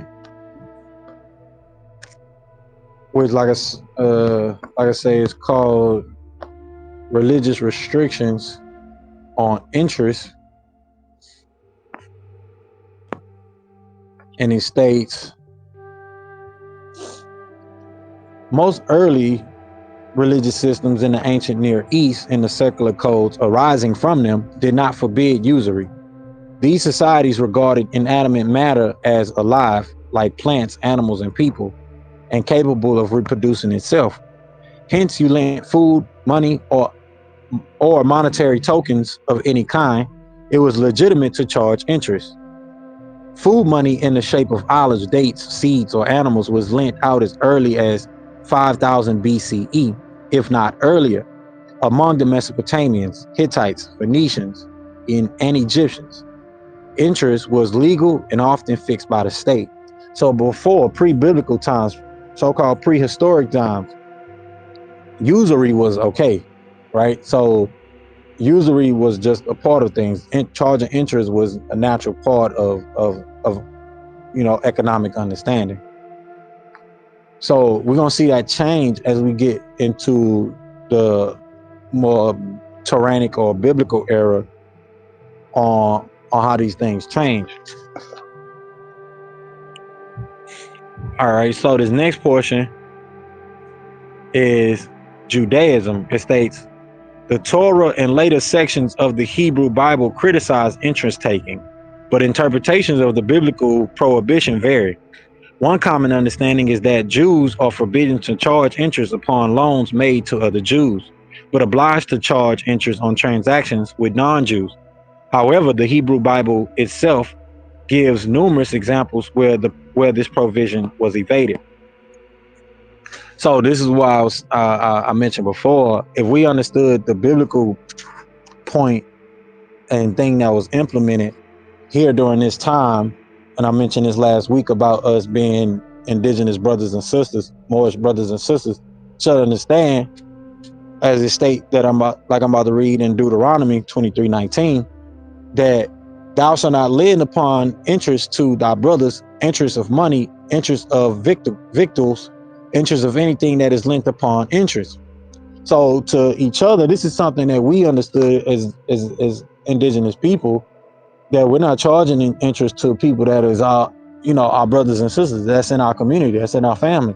I'm not gonna lend you money and then charge you this interest payment. That's not happening. So if you come from somewhere else and then you come, then we got to charge you. We don't have this connection. We don't know you, right? So that's something that's definitely understandable, and possibly even showed up before the so-called Torah, because as I mentioned, during the ancient Egyptian days and ancient Sumerian time, usury it wasn't it wasn't uh, it wasn't carrying a disdain as it does after the biblical days. I mean, but until after and the biblical days. So Deuteronomy 23:20 says, unto a foreigner thou mayest lend upon interest, but unto thy brother thou shalt not lend upon interest, that the Lord thy God may bless thee in all that thou puttest thy hand unto in the land whither thou goest in to possess it. So these are possibly, more than likely, 9 times out of 10, inherited precepts, because the Torah is just a watered down version, or more of a summary version of the mother tablets. So continuing, it says, in general, it was seen as advantageous to avoid debt at all, to avoid being bound to someone else. Debt was to be avoided and not used to finance consumption, except when in need. However, laws against usury were among many the prophets condemned the people for breaking. The interpretation that interest could be charged to non-Israelites would be used in the 14th century for Jews living within Christian societies in Europe to justify lending money for profit. This conveniently sidestepped the rules against usury in both Judaism and Christianity, as Christians were not involved in the lending but were still free to take the loans. So this is going to be important when we get into medieval Europe and things like that, and you start to get into the whole private institutions and lendings and more your where the foundation of where your modern banks kind of started from a Eurocentric perspective. So but you see the moralism and the mixtures of the moralism, and how those things kind of take shape. I also mentioned last week how there's confusion between what they're considering the Jews and the Christians. Jews living within Christian society, when Jews are the people of Judea, and technically they would still be the people that are Christ-like and follow Christ, or of Christ, however you want to look at that. Because they follow the prophets, they follow the teachings of the Nabi and the messages, the ones that were sent, or at least they were supposed to, right? And this is in the Talmudic scriptures, in the Torah, things like that. And the big examples in those books is that they were sent leaders and they didn't listen to the leaders when they were supposed to, and um, things went haywire after that, right? So technically, these are the same people as I mentioned last week, off the record. These are the same people, so that does cause confusion for those that do see through those type of things, or see these type of things, and the mix-ups that happen due to modern day semantics, and just how subdivided and divisive the whole sectism has got, and where it is now, especially with the Europeans having their perspective on Christianity, and then those that live in Jerusalem, and have more of the Turkish background, how their perspective is with Judaism. Even going back to, as we mentioned before, about Zoroaster, and the histories of that. So this next section is Christianity, and it states, originally the charging of interest, known as usury, was banned by Christian churches. This included charging a fee for the use of money, such as at a bureau de change. However, over time, the charging of interest became acceptable due to the changing nature of money, and the term usury came to be used for charging interest above the rate allowed by law. The notion of Christian finance refers to banking and financial activities that came into existence several centuries ago. Despite the prohibition of usury and the church distrust against exchange activity as opposed to production activity, a number of operations of a banking or financial nature are in evidence in the activities of the Knights Templar during the 12th century, Mounts of Piety in 1462, and the Apostolic Chamber attached directly to the Vatican, where they have money, loans, guarantees, issuances of securities, investments, etc. So this Apostolic Chamber is also known as the Papal Treasury, and it's an office within the Roman Curia, and it was the central board of finance in the papal administration, which is the papacy, the Vatican, the administrative system, and at one time was of great importance in the government of the states of the church and in the administration of justice, led by Carmelingo of the Holy Roman Church. So the states of the church is called, or is actually the papal states, and they are the conglomeration of territories on the Apennine Peninsula and they're under the direct sovereign rule of the Pope. And this was from 756 to 1870. And they were among the major states of Italy from the 8th century until the unification of Italy between 1859 and 1870. And we get into how there's a Moorish head in front of the Vatican and things like that. So you have the state of the church, the state of the church. And today it's the Vatican, the church is still a city state now. So it's no longer the papal states, but a city state. And what really stood out to me is how they have the office of Camarines, which is also the office of Chamberlain, which is similar to how we are structured here. We have the chaplaincy and the the the office of the chaplain, which is the same thing as a chamberlain. And this was established by Pope Urban II. Since the 12th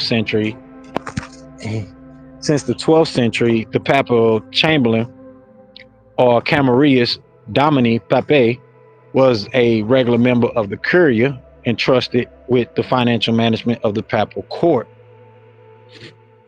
So similar, same thing here. And Curia is just another way of saying court or government, or assembly or council or court. Like I said, either way, some today they consider it the Senate. Uh, how do you want to look at that? And it makes up magistrates, priests, and the nobility. So that stuck out to me. But we do have our own chaplaincy chambers, private chaplaincy chambers as well too.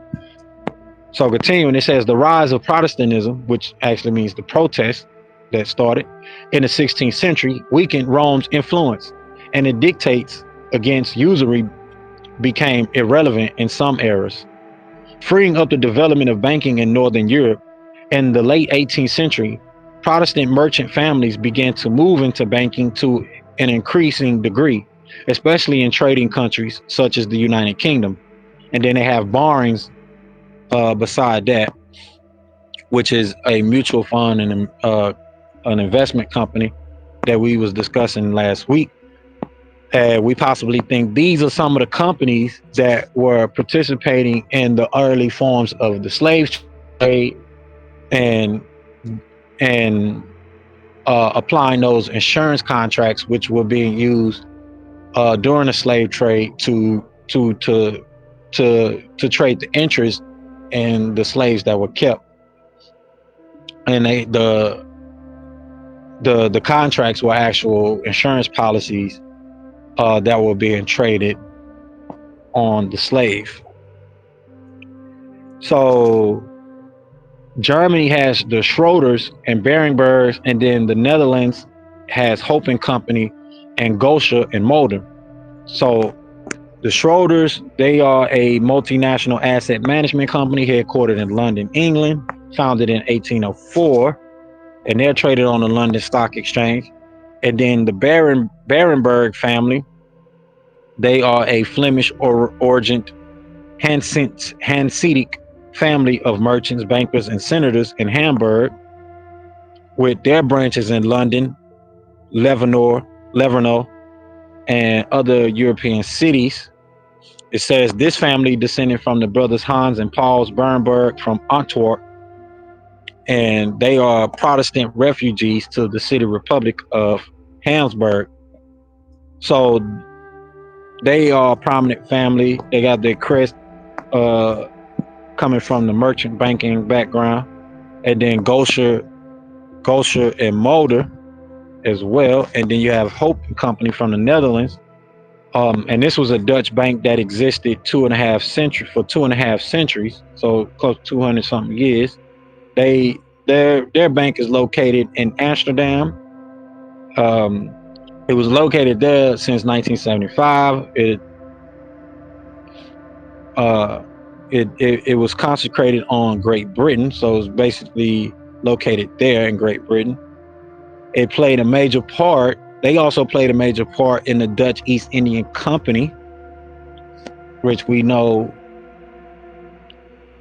that from history as well, especially concerning how they funded the the travels of explorers that took land from indigenous people, and they possibly also participated in the the slave trade. So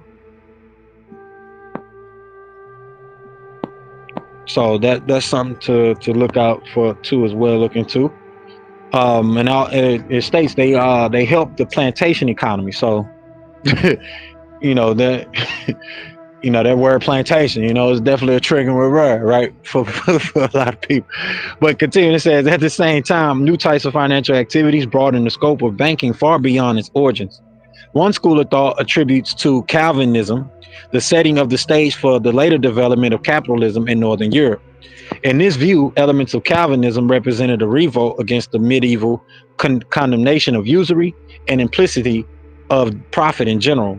Such a connection was advanced in influential works by R.H. Tawney and Max Weber. According to Weber, the Protestant work ethic was a force behind an unplanned and uncoordinated mass action that influenced the development of capitalism. And as I reiterated off the record last week, this form of capitalism is not the true and ancient form of capitalism. This is the more perverted and distorted form of capitalism that allowed the Protestants that had their issues against the church, which would be the Vatican at the time, to protest. They were the protesters of the church. And this is where the sectism of Christianity starts to come about and really start to take place. And you also get your Calvinism, and other other other sects of Christianity. So Calvinism is just reformed Christianity. They branched off from the Protestants, and then you have your Lutheran, who actually kicked off some of the the things that we have today, as far as monetary principles of how we treat debt today, how consumers treat debt today, by people being able to pay for their sins, and they're thinking that their sins go away. The Calvinists, they were like real big on the sovereignty of God and the authority of the Bible. So they really carry that principle forward into what we have today in our understanding of capitalism, especially in American understanding, from those that were sent from Easter Island here to America. So continuing, it says one school of thought attributes to Calvinism the setting of the stage for the later development of capitalism in Northern Europe. In this view, elements of Calvinism represented a revolt against the medieval condemnation of usury and implicit of profit in general. So we just went through that. It says Rodney Stark propounds the theory that Christian rationality is the primary driver behind the success of capitalism and the rise of the West. So your Protestants that came, and these are your so-called people that were considered pilgrims, and what we call them people, the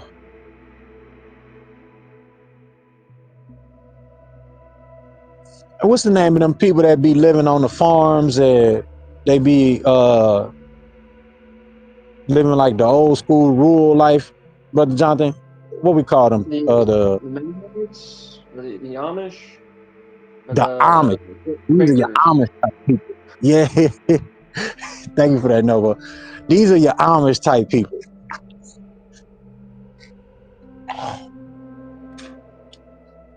These are your Amish type people. And as the indigenous people, as we recorded, they came over here with a bunch of diseases and stuff like that. So this is the first wave of post-Columbian era, after Columbus was sent over here, and that was the Spanish coming over here first. Or yeah, you can say that, have you want to word, the Spanish or the Latino coming over to the Americas first, and mixing with the indigenous population, and doing the corruption there that happened during that time. Uh, I think, pardon the body. I saw this old movie in the 60s, and it was about like this, these Spaniards that were these priests, and they would go deep into like the jungle and try to convert like the indigenous peoples. It was really intense. It was really intense to watch that as a child. I wish I remember the name of it. It might be an actual famous movie. Someone might know what I'm talking about. It was like an old try to 60s movie. What's that? I say try to Google it. Yeah. Um, it might have been called The Ministry or something like that, but it's just like really intense. Like there's a lot of needless heartache to convert people, and at the same time, there's been a lot of different dynamics that have kind of formulated the world that we've built. I'm just looking at it like, we have the bird's eye view, we have the Google Maps, and now that we've kind of through the hardships and all that, pain and suffering, is there a way to scale back and to start curving towards, the original roots of you know, what true Islam would be, like, or the roots of why there's written documents of what Islam is, I mean, from my comprehension of it, the Islamic teachings were created as a buffer because of the Eastern or the Orthodox, writings and all these different monasteries, starting to write and start to try to figure things out, and then you have like this really rooted in the stars and the awareness and the present moment,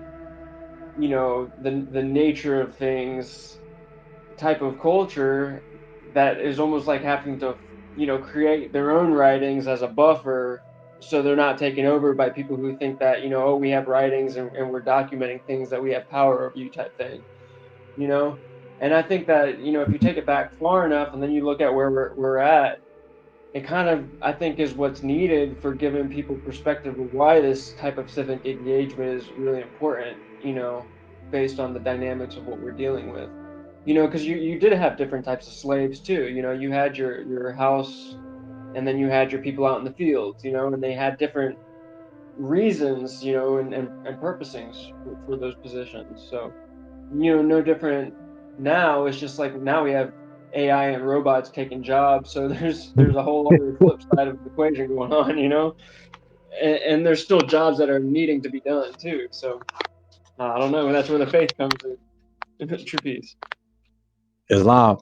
Islam. That definitely is good. Like we talked about off record last week, that's my biggest thing with the technology is that, people are gonna lose some of those, those natural abilities to think, be innovative, and express their talents, or just do skilled jobs themselves, and the strength and the level of growth it provided.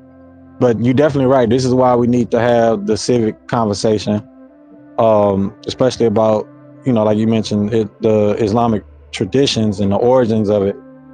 Because I've been listening to some of the interviews from this new documentary uh, called "Heavy Is the Crown," and there's this guy on there that's talking about the Moors, and he's mentioning how the Moors are African converts uh, that came about during the time of Amun Ra. And I'm like, wait a minute, Islam did come around to the common era. Like how we get, Yeah, at you said least that the earlier. term of it, right? So, unless you're talking about the ancient and divine creed. So, and if you're talking about the ancient and divine creed, Amun Ra practiced the ancient and divine creed. You had a whole person in ancient Egypt called Hotep. You get what I'm saying? Mm. And Um, and teaching about peace and, you know, submitting to the the divine will of God. And at that time, it would be, you know, submitting to, you know, Amun Ra, you know, Amun Ra, if you want to refer to Ra, or mother, the divine mother Neat, you know, however you want to, you know, express that. But pretty much it's the same thing, right? The ancient and divine creed is the order of Ma'at. And it's like, how were these African converts coming in converting anybody when, if you think about it, you get into it, you know, Pharaoh Aten shifted the polytheism to monotheism. So is this what you're talking about? Because there's no concept of that term Islam going pre 600s, right? And if you're talking about the Milliyat Ibrahim, the Milliyat Ibrahim is nothing but the way, and that's, you know, that's still going back to the ancient order, you know, and structure of Ma'at. So it's like, you know, where is this coming from? You know, it's like like, do these people Yeah. really actually look into history, or you know, do they find actual people that look into history when they, you know, get into these things? So we got to have these conversations, because, you know, statements like that could confuse people, you know, or just create a whole nother boatload of confusion. What you gonna say, Islam? Yeah, no, that actually, like, really, that 600 date put things in perspective. I needed to hear that, because that's kind of what I've been wondering, is when that time period would be, and that makes sense around 600, because if you had the Council of Nicaea within the 300s, which would be around the age of the Gnostics, kind of taking off with what Jesus did, and that, when he died on the cross, things started getting, I think, a little bit crazy, and, like, people were starting to kind of go, a little bit on the opposite direction of having no fear, and kind of having this, hippie kind of stance of, back in the day type of hippie, where, there's nothing to worry about type thing, when there still was challenges and organization and group rule Right. needing to happen. And so I think that Uh-huh. gets back into the whole banking, and also why things started getting a little shifty, and then why you got into the dark ages by 1,000 years. You had 1,000 years of, Yeah. so it definitely the communication definitely needs to happen, and then the realizations from the communications to actually solidify, paths forward based on truth. Yeah, and this is exactly why we read, you know, weekly the El Holy Quran. We go into that because the continuation of the Milliyat Ibrahim, you know, and the mentioning of Gabriy'El, and, you know, the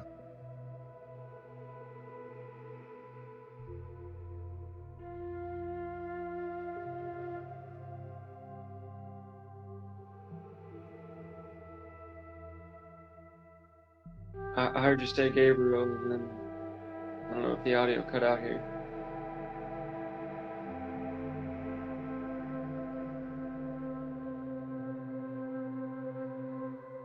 Still not able to hear you if you are speaking.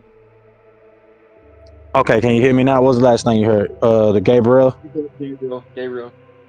Yeah, so this is the passing down of knowledge from Gabriel, as it mentions from, you know, from the Quran. It mentions the passing down of the knowledge from Gabriel to Muhammad, peace be upon him.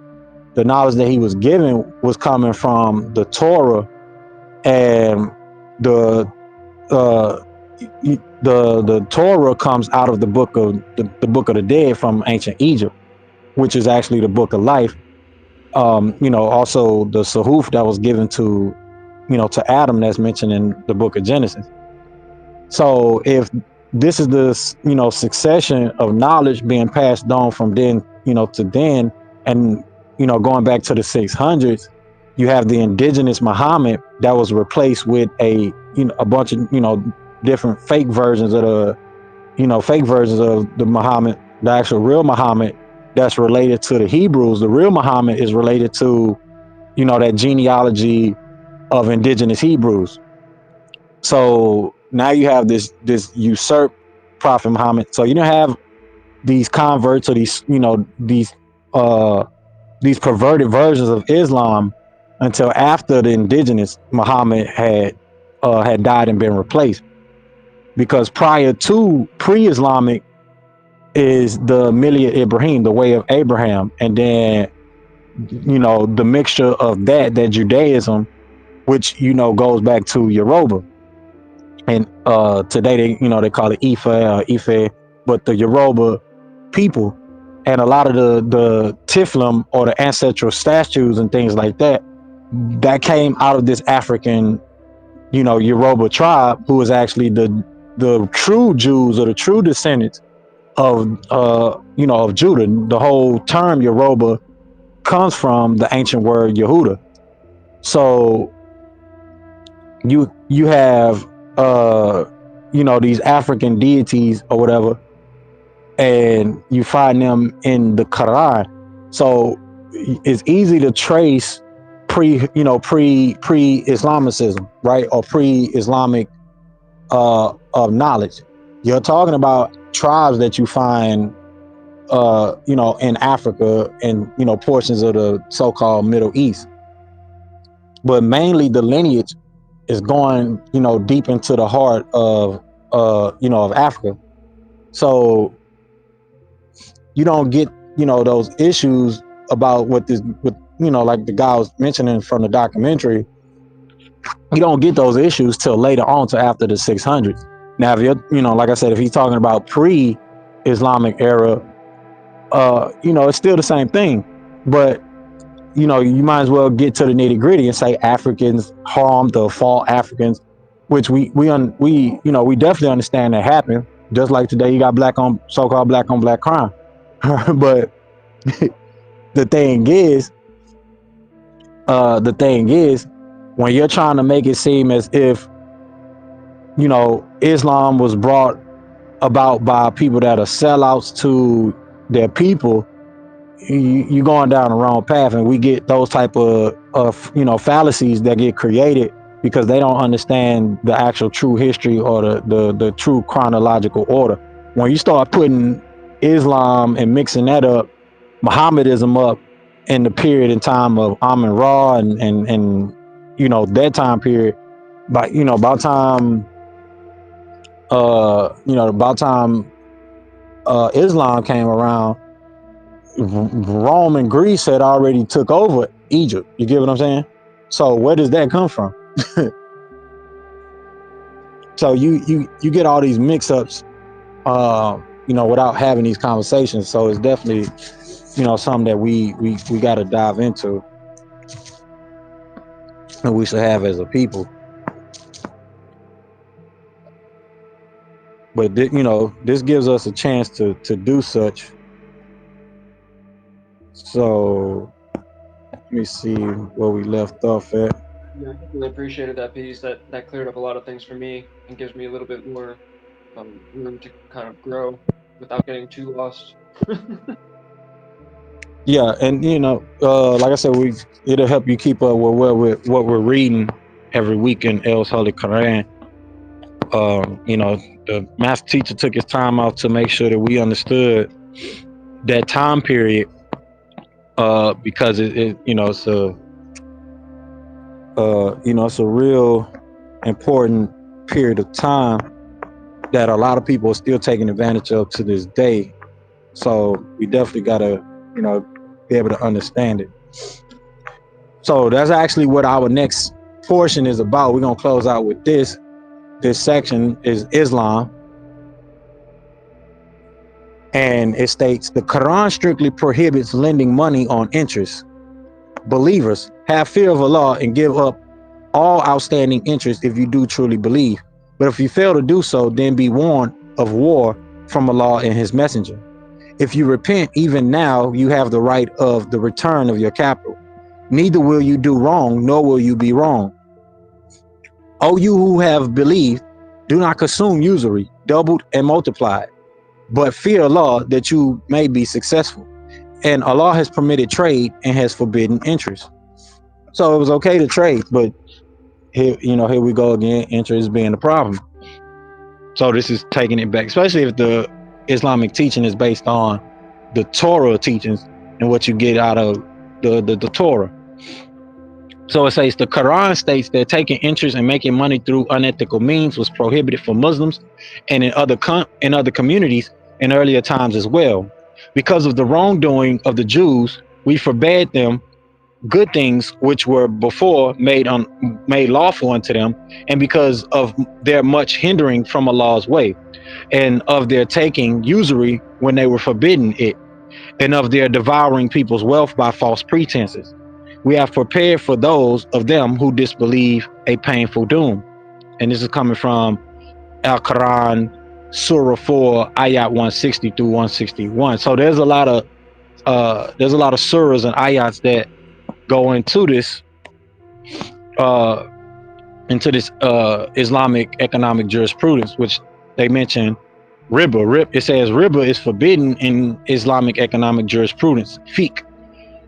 Islamic jurists discuss two types of riba: an increase in capital with no services provided, which the Quran prohibits, and commodity exchanges in unequal quantities, which the Sunnah prohibits. Trade in promissory notes, fiat money, and derivatives is prohibited. So Islam has their own type of financial structure, which I went and got a diploma in myself to really understand it better. It states, despite the prohibition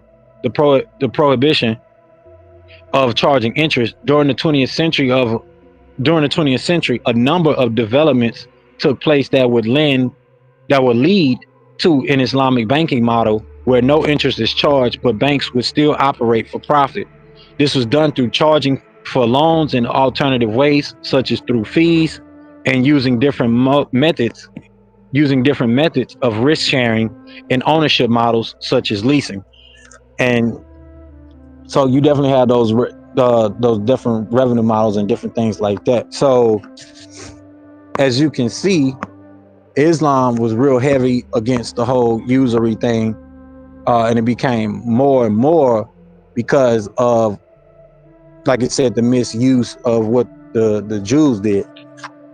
And this is why I say, getting into the semantics, the people of Judah, the people of Israel and Ishmael are still technically the same people. So the carrying on of the prophecies, which came out of the line of the bloodline of or lineage of Ishmael, they're basically saying we channeled this, and uh, this was channeled down through Prophet Muhammad. He put this down, saying that those in the past, they made this mistake, and this is the right way to correct it by not doing usury at all. And today, in modern day terms, they came up with structures that that fit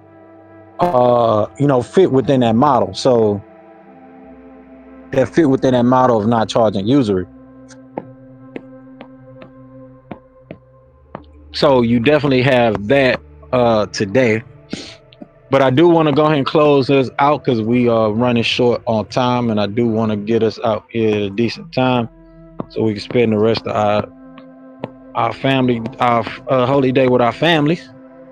But we're gonna close out with that this week. But like I said, we're gonna keep keep it going, and we may have to section this series off to its own series and let it be its own thing. But I want to go ahead and do a quick reset, and we jump right into the current events and discuss anything that's current for this week. This is Branch Temple number 24 of the Moorish Science Temple of America. We are a global branch temple of the Moorish Science Temple of America. We're teaching our people their nationality and their divine creed, that they may learn to love instead of hate. You can link yourself with the family of nations by joining us here every Friday, participating, whether it's in the comments, whether you click the link that's on YouTube. Now you can join this temple chat here on Telegram. Join us and participate and put your nationality on records. We're here to teach our people their divine creed and their nationality, like that they may learn to love instead of hate. Come link yourself with the family of nations. I just told you how to do so. All right, so we're gonna jump into these current events. We do have the good news that's carrying over from last week. We are monetized. We got products up on the YouTube channel as well, so you guys could get some of the merch. Go get the merch.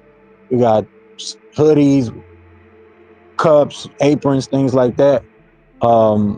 This will be our focal store, merch store for YouTube. We do have other stores that we have access to, and we can get going to as well.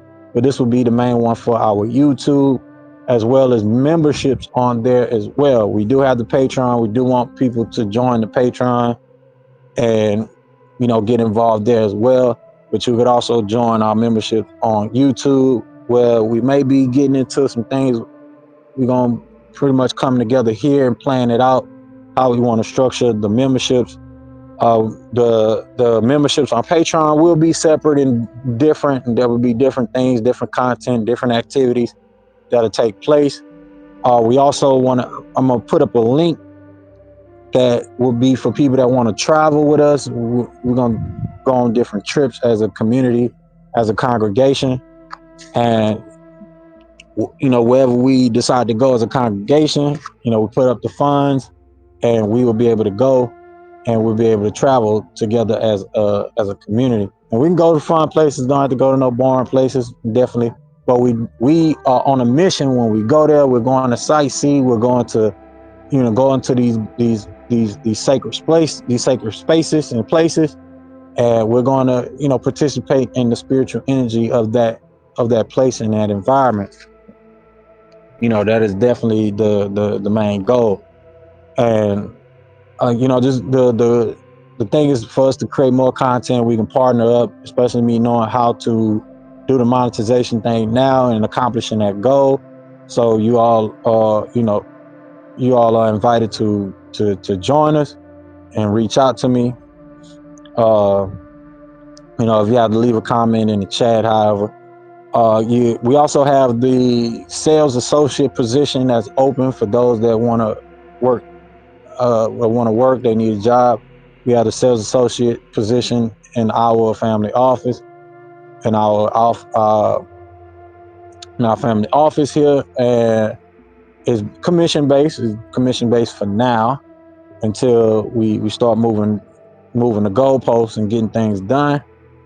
And we have some ways to help you kind of get moving. We got a training structure to to help you get going, and you'll be able to work on your own schedule, work on your own time. So we do have that opportunity available as well.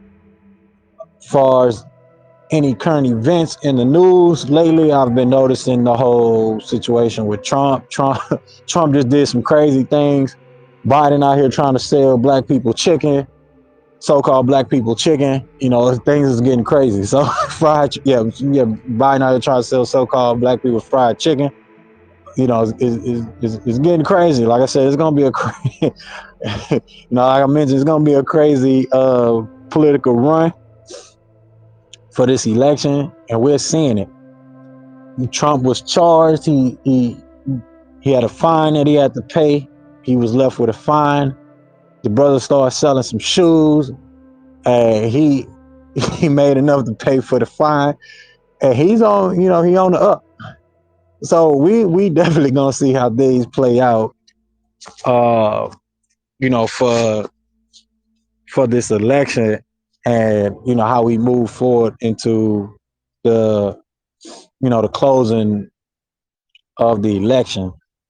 But as far as any major current events other than that, I did see today this guy talking about how we shouldn't be paying taxes if the government is printing money unlimited, and they have the ability to print money whenever they want. Why do we have to pay taxes? Was the point. And he made a good, valid point. But the economic side of me is like, I don't know.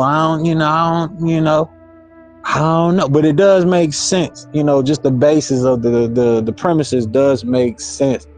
And I think he was speaking from some pack. I'm not sure which pack, CPAC, not sure which news website it was, but it definitely was a statement to be heard. But far as that, that's pretty much all I can recollect far as any current events. Not sure if you have any, Jonathan. If not, we'll jump right into El's Holy Quran readings for this week. True peace. The floor is open. True piece. I've just been trying to digest a bunch of different current happenings. I've been listening to the Tucker and Putin, I guess, communication, which I thought was kind of cool. I'm Oh, that not all. interview, yeah. You saw that? Yeah. So I'm just kind of getting through that. So like I'm just kind of doing a whole refresher and just trying to keep up with what's going on. But I think I saw the whole Trump thing with the shoes and it's just like weird. No, there's. I try not to get too immersed in the craziness, because I've definitely seen some craziness over the years. To me, it's funny, bro. He done the cards and some other things, but then he just pop. He got a fine from the courts, and then he pop out with the shoes. It's crazy. It's funny to me, but it's crazy at the same time. But yeah, I didn't watch the Tucker interview. I need to. I seen it, but I didn't watch it. Um, and they're saying that Putin is actually he's more in favor of Biden this time around, which is I'm about to look into it to see if how true that is, but it definitely be something. Like I said, it's gonna be a crazy election series this time. Interesting. Yeah, I mean, I try not to get too far left or too far right. My dad, like my father, actually got me into the whole Libertarian Party back in the day, more so Oh, than wow. Democrats and Republicans. So that's kind of what I was like more into growing up. But then you had the whole Green Party, and then it just kind of got weird to me after all that. So Oh yeah, yeah, yeah. It took a twist. I know exactly what you mean. Um, I'm not sure if any like major financial things happen. Not too sure if we had any major financial issues going on. None that I could really recollect about. You know, um, I haven't really looked on my Twitter because that's usually where I pick up a lot of info from. Is Twitter. I be on the scroll on there. So I've been off my Instagram and other platforms and just been on the Twitter lately. But I'm gonna be getting back. I haven't been on Twitter either though, but for the past couple of weeks. But I'm gonna get back on there, get back on Twitter, get back on TikTok, kind of dip my head in the world, see what's going on. Uh, if if we don't have any more contributions as far as current events, we can go ahead and jump into the readings. Because like I said, I don't want to hold us here all night like last week. Last week, we was off. We was off into 6-7 hours, I think, almost. yeah, Yeah, definitely for 5 hours. So that's one thing. We know that 5 hours is a limit on here for recording. I guess. yeah, that's the limit right there.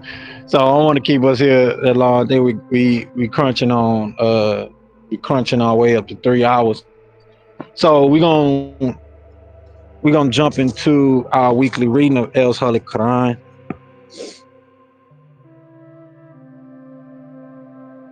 And uh, we're gonna close it out with our holy instructions and mandatory literature from the Prophet. Now I know we did finish 39 because I've uploaded the sermons, the recordings of the sermons from Clubhouse, so that is also available on YouTube. Now you also can go, you guys can also check that out as well. Um, put some of them in the Telegram chat here and make that available for y'all to check out. But while this loads, just real quick recap, we definitely are monetized on YouTube. You know, like I said, I'm open to working with people that want to get into content creation, get things going, collaborations, things like that. I do have other channels that we're going to work on getting monetized as well, because we definitely want to be big on creating multiple streams of income. So, that is the goal. That is the goal. That is the mission. And that's something we're definitely going to be working towards. But you want to make sure you like, subscribe, and share. Share the link to the YouTube. Check it out. Get involved. If you got things that you need assistance on, let me know. Reach out. Leave a comment.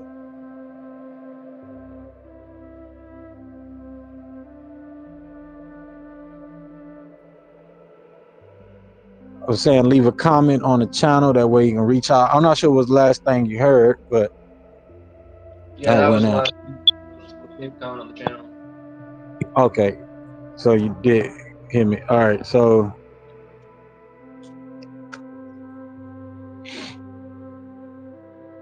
I was trying to open up the Qur'aan. It started acting funny on me.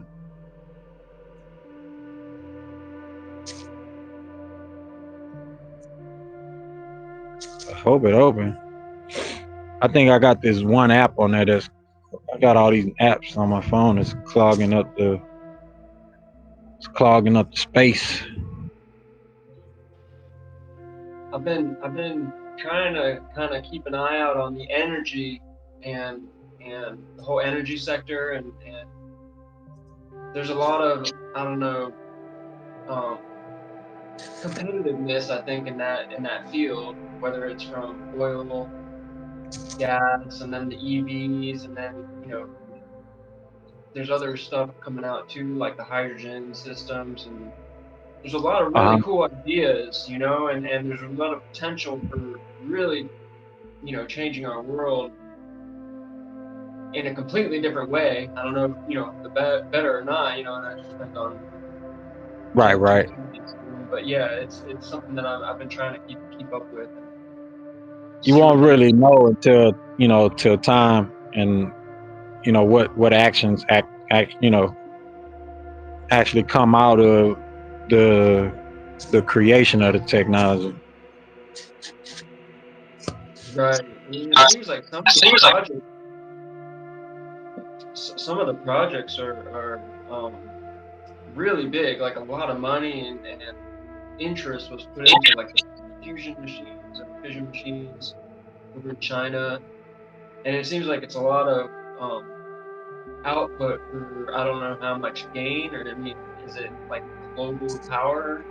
From just like one or two systems. I mean, that's drastically different than nuclear. And at the same time, I don't like the idea of it just being one or two systems running the whole planet. I like multiple Right, different right. subsystems, just being able to keep things dynamic. So yeah, it's just looking at the future, and also trying to curve away from too much too fast. It's already felt like that. Should be this. I'm with you on that. I'm definitely with you on that. Hold on, give me a second. Let me see if I can get my other phone and we can read it from there. Give me a second.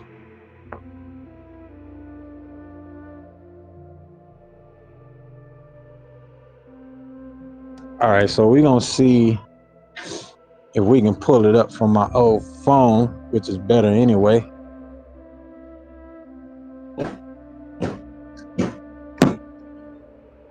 Yeah, this is better anyway because we can see if we can see where we left off at last time we read. And then we're going to do a quick reading here, and then we're going to jump into the holy instructions and close out. So we started at this 7, 8, that's about 2 hours. Yeah, so we're going to be about uh, a good 3 hours flat. Try to at least keep us there 3 hours flat for the most part.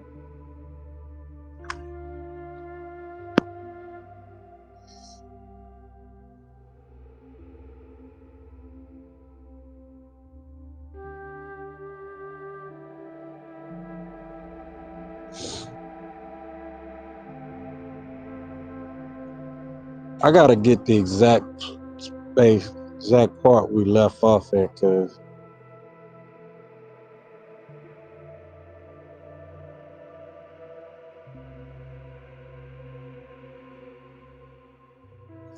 yeah, I'll just wait till we get the exact spot, cause I won't know until I finish uploading the videos. So we just gonna jump right into not El's Holy Quran, but we're gonna jump right into the holy instructions for this week, and we're gonna close it out with our mandatory literature. We kind of running a little, almost, let's say a little bit late. We usually get here around this time, 8:30 anyway. But we went over our civics education and study of the theoretical, political, and practical aspects of citizenship, as well as its rights and duties, especially getting into this banking series this week and these past couple weeks, getting into the banking series.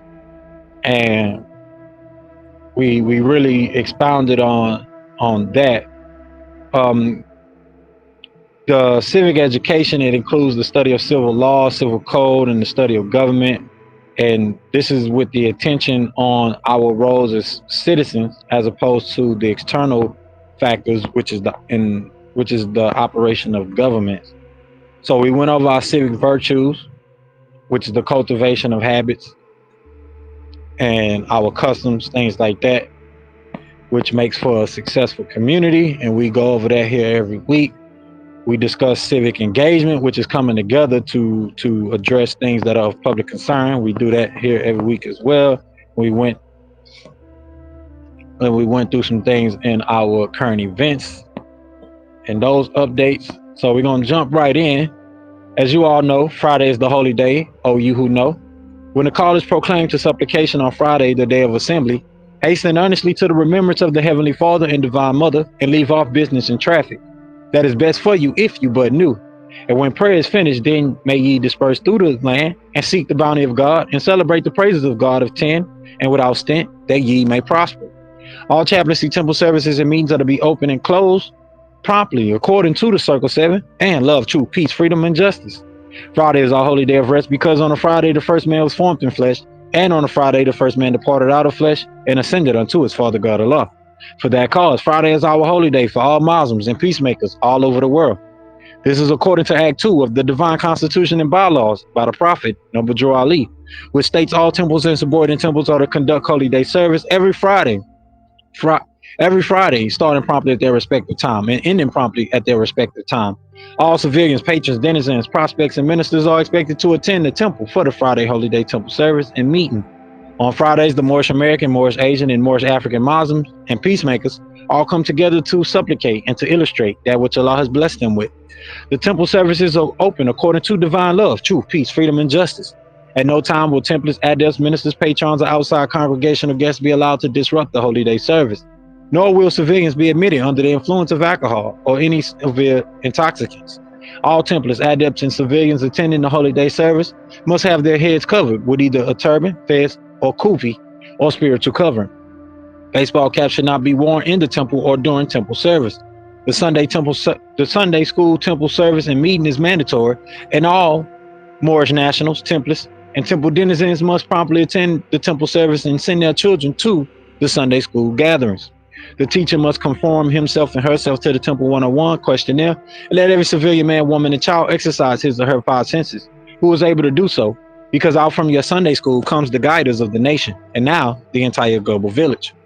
According to Act 5 of the additional laws by the Prophet Nabi Ali, every subordinate temple should have 2 Sunday school gatherings held. The first meeting should be held 1 to 2 hours before the adult service. Children's Sunday school should be conducted by a director of the Children's Sunday School and programs. The Sunday school gathering is designed to assist the temple in learning the Temple 101 questionnaire and developing an understanding of just what these holy keys mean and how they are to be applied to our everyday lives. The Divine Constitution and Bylaws, along with the Moorish Prayer, the Holy Covenant of the Asiatic Nation, El's Holy Injiyl, El's Holy Qur'aan, and the civic editions or lessons of the Holy Temple of Moorish Science are also subjects of major concern for the apprentice who is trying to complete his or her mandatory requirements requirements for pronouncing their temple civilianship and global nationality. All lessons for the adult Sunday school gathering must be prepared by a Grand Sheik, a divine minister, or an assistant Grand Sheik. Lessons called by us novites editions may be submitted to the apprentice for completion and returned to the temple. Once the lesson is completed and graded, they must be placed in active members' temple district file. The Sunday school temple service and meeting is a wonderful opportunity to study the liturgy teachings of the prophet. No civilian is to become disruptive during the Sunday meeting. All templars must bring paper and pen to the temple service and meeting, along with the basic temple literature and assignments. No a patron is to eat food or other snacks during the temple service or meeting. Water is permitted. All templars must attend their Sunday temple service and meeting as diligently as they attend the Holy Day temple service and meeting. Both were called out for by the Prophet Noble Ali and is required as a matter of temple law. According to the Divine Constitution, Act 7 in part, all templars must promptly attend their temple services and meeting and become a part and parcel of all uplifting acts of the Moorish Science Temple of America and all the Moorish Science, and now also Moorish Science Temple of Africa, the Moorish Science Temple of Asia, and adjoining world islands on behalf of all indigenous people. For membership, any heads of temple of all temple jurisdictions are not charged for naturalization or overcharged for cards, buttons, or anything issued by it through the prophet. Those who contribute to any of the proceedings are not Moors, civilians, or patrons, but robbers. Temple nationality and membership in the Holy Temple's vast estate or public beneficiary trust, sisters and brothers, kin and kinfolk, is free, not only here, but all over the world. All kinfolk desiring to become a civilian of a subordinate temple must follow these instructions from the temple secretary and acquire the application for naturalization, which can be found on your temple's website or your temple secretary. And for us, we're still working on branding a temple domain, so that should be here in the works soon. We're waiting to get some revenue coming from. We're gonna wait to get some revenue from our YouTube channel and get things going with that, so to make it easier on us taking care of things. The secretary of the temple jurisdiction will help all newcomers by explaining the naturalization affidavit and application for membership in the temple's vast estate or public beneficiary trust to the new prospective civilian of the temple's vast estate or the public beneficiary trust, and arrange for him or her to be consulted by the royal council of said temple or subordinate temple. The royal chairman will set the date for the new temple prospect to be interviewed by the royal council. The new temple court civilian, upon completion of the royal council's consultation at the newcomers gathering, Sunday school gathering, on Sunday, the new templars will proclaim the temple nationality at the next upcoming holiday temple gathering. After the civilian prospect proclaims his or her nationality, they will be given the mandatory requirements necessary to earn their free national name and royal title ability as a true American royal. These requirements are as follows, and in accordance with Chapter 47 of the Moorish Quran, Circle 7 Holy Quran, Egypt, the capital dominion of the Empire of Africa. Chapter 25 of the Moorish Quran, called the Holy Covenant of the Asiatic Nation. The Moorish Prayer, including the 101 Quran questions for Moorish Americans, Asians, and Africans. The Divine Constitution and bylaws, additional laws, the precepts, statutes, and ordinances from El Torah, El Injiyl, El Quran, the Holy Tabernacle Family Guide, and also the Holy Tablets through our Civics 101 course in the Global Independent School District and Sacred Halls of Learning, which is called New University by us of the Holy Temples of Moorish Science, for everyone of the global village. Once a new civilian or temple has learned these additions or lessons verbatim or to the best of their ability, he or she will be interviewed by the temple's royal council as the chaplaincy to determine if the new civilian is qualified to represent himself or herself as a faithful Moorish American, Moorish African, and Moorish Asian Muslim, or any indigenous peacemaker, and communicate it to the ignorant for their instructions and communicate it to the wise for thine own improvement. Once the new civilian or templars has cleared the mandatory requirements with the royal council, he or she will be naturalized by the Grand Sheik and divine minister of said subordinate temple. So this is the simple process of joining the Moorish Science Temple of America, but simply proclaim your nationality. As they say, change your status, your political status, not your financial status. That's a total different thing. That's a totally different thing. I have a video on the channel on our YouTube that you can check out.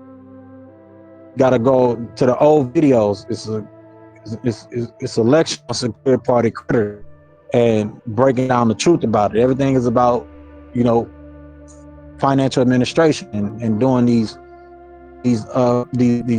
procedures of commerce as a consumer. There's consumer laws out there and things that you can do with consumers everywhere.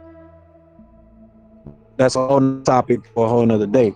This is simply about you proclaiming your nationality, the way to go about doing it, changing political status, and really exercise those benefits. As the master teacher said, if the Asian, American, and the African all come together, we all come together and we start to go by way of calling ourselves Moors, we become the majority. We are the temple people. We see the history of the temple when it comes to banking and these other things, especially things that bring people together and create thriving communities. But we got to move past the tribalism, past things that got us in these situations in the first place, because it wasn't just someone coming and conquering indigenous people's land, especially American indigenous people in America will fight amongst themselves. There's proverbs about this in Africa. Your enemy is watching you while you and your brother fight. So we got to get it together. So this next section that I'm going into is about our baptismal, pretty much the ceremonial portion, and the proclamation of nationality procedure and pronunciation of one's nationality will be held on Holy Day for all civilians, denizens, templars, peacemakers, or Muslims all over the world. During the ceremony, the new civilian and templars will be ordained to El, Bey, or Day, and given his or her royal peer's title of King, Honorable, Lady, Noble, Nan, Naya, Prince or Princess by a Grand Sheik and or Divine Minister, and also receive his or her nationality card and button from the Divine Minister of the Grand Major Temple. Upon conclusion of the nationality proclamation, the Grand Sheik and Divine Minister will have the civilian, templars, and temple prospect stand while he or she reads the authority of the Moorish Temple of America. It is by virtue of the Religious Corporation Act document that can be found in Herds of God statutes that gives the Moorish Temple of America, Asia, and Africa the authority to restore the nationality and birthrights of the lost Asiatics of America, Asia, Africa, and all world islands, and give them the title to their vast estate and their heritage. The Grand Sheik and or Divine Minister is to free from the card and have the new national state, the laws God, and Noble Ali the Prophet. I am Moorish American, African, or Asian, and or world islander. This is our Moorish clarification of faith, or Shahada, and our national pledge of allegiance. The new civilian or template's free national name should then be added to the Temple's Book of Life as they enroll in the Civics 101 course and our complimentary World Club. Nationality ceremony should be conducted by the Grand Sheik or Divine Minister or any other Divine Minister so designated by the Grand Sheik and Divine Minister in his or her time of absence, and most notably by the Assistant Grand Sheik and Divine Minister. The nationality card and naturalization application must be signed bearing the name and title of the Grand Sheik or Divine Minister who issued the application and card and the date of its issuance. The Religious Corporation Act document has deemed global interdependent school district incorporated chartered Moorish Temple of America, Africa, and as a religious trust and agreement established in 1928 on August. This religious trust is the true global system for the Holy Family of Nations, forming the global nucleus. So we cover the basics of what it means to change a status. We ain't going into the behind your backs and what you can do with consumer law and changing name, and people want you to get your birth certificate authenticated and all these other sovereign citizen type procedures, or not procedures, those are processes, and find none of them documented as a real procedure. So we're gonna jump into the mandatory literature from the prophet, and we're gonna close out with our prayer. I want to thank you all for listening, for joining. You be anywhere in the world, but you're here with me, with Grand Sheik Dr. Lawiy, and we can close tonight with our literature. Okay, let's get into it. Want to extend the olive branch to those that need a temple home. Extending the olive branch. I'm not gonna go over that literature tonight. Usually we do when we chant, but I want to wrap it up so we can, Brother Jonathan, we can take it on home.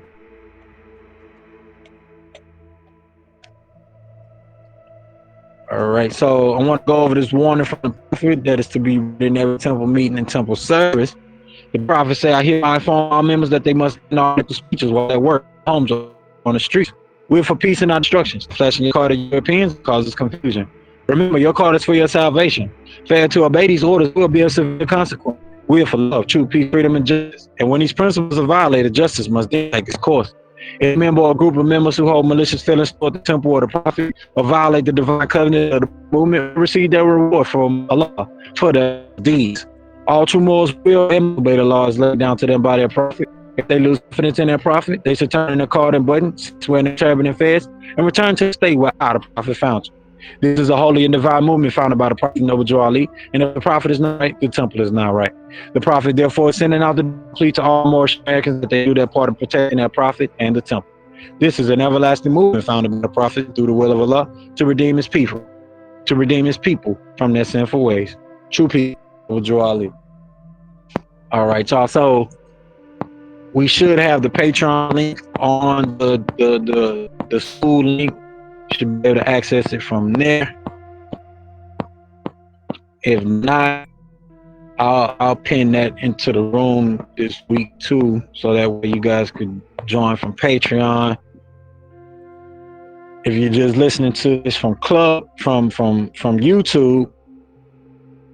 the Patreon link is in the description, as well as the Treasury Bitcoin wallet is there as well.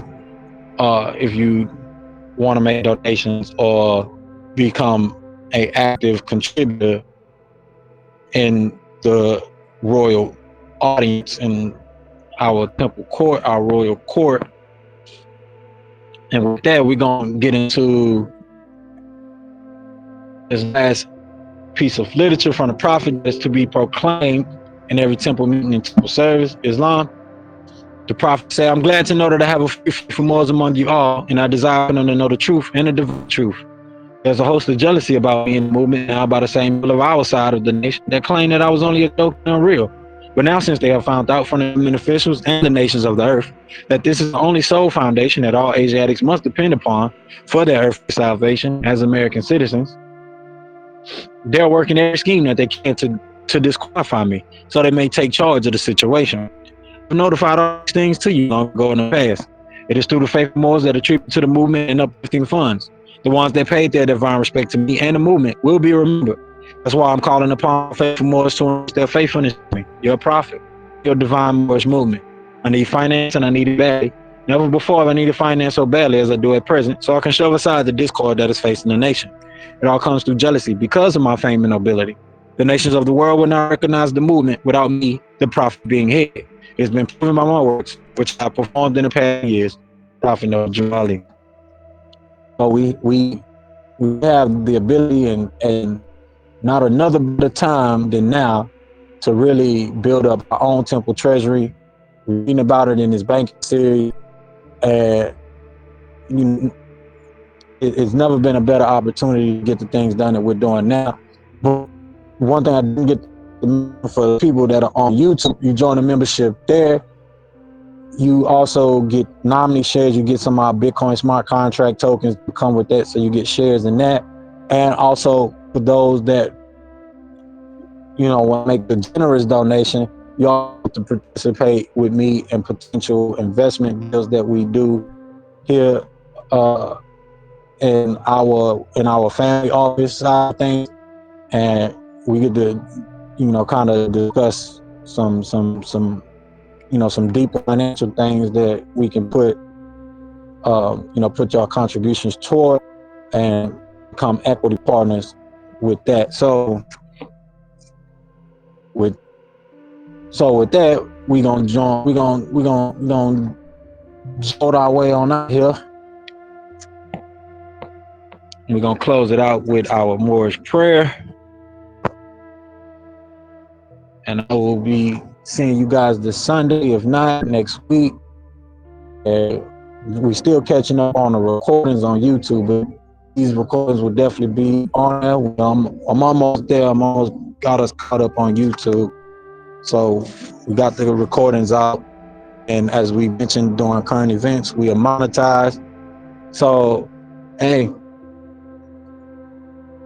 we are definitely going to be growing and getting the word out. And we got hundreds of people, watching and viewing, thousands of people at this point. We're almost at 3,000 subscribers. We're on our way up.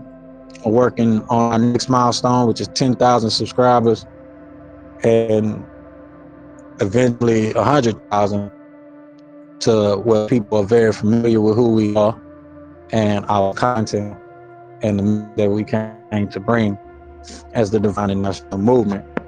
So you can take the Haka Bays and your your other grand sheiks that are real prominent on YouTube, your Tariq Bays and all them, move on over. Zodok L, Lawiy Zodok L is moving into space. We're gonna make things happen. We got our own currencies, got our own school platform, and political moves that we want to make as well. So it's gonna be a lot of things that we pack with our punch, as we get things going.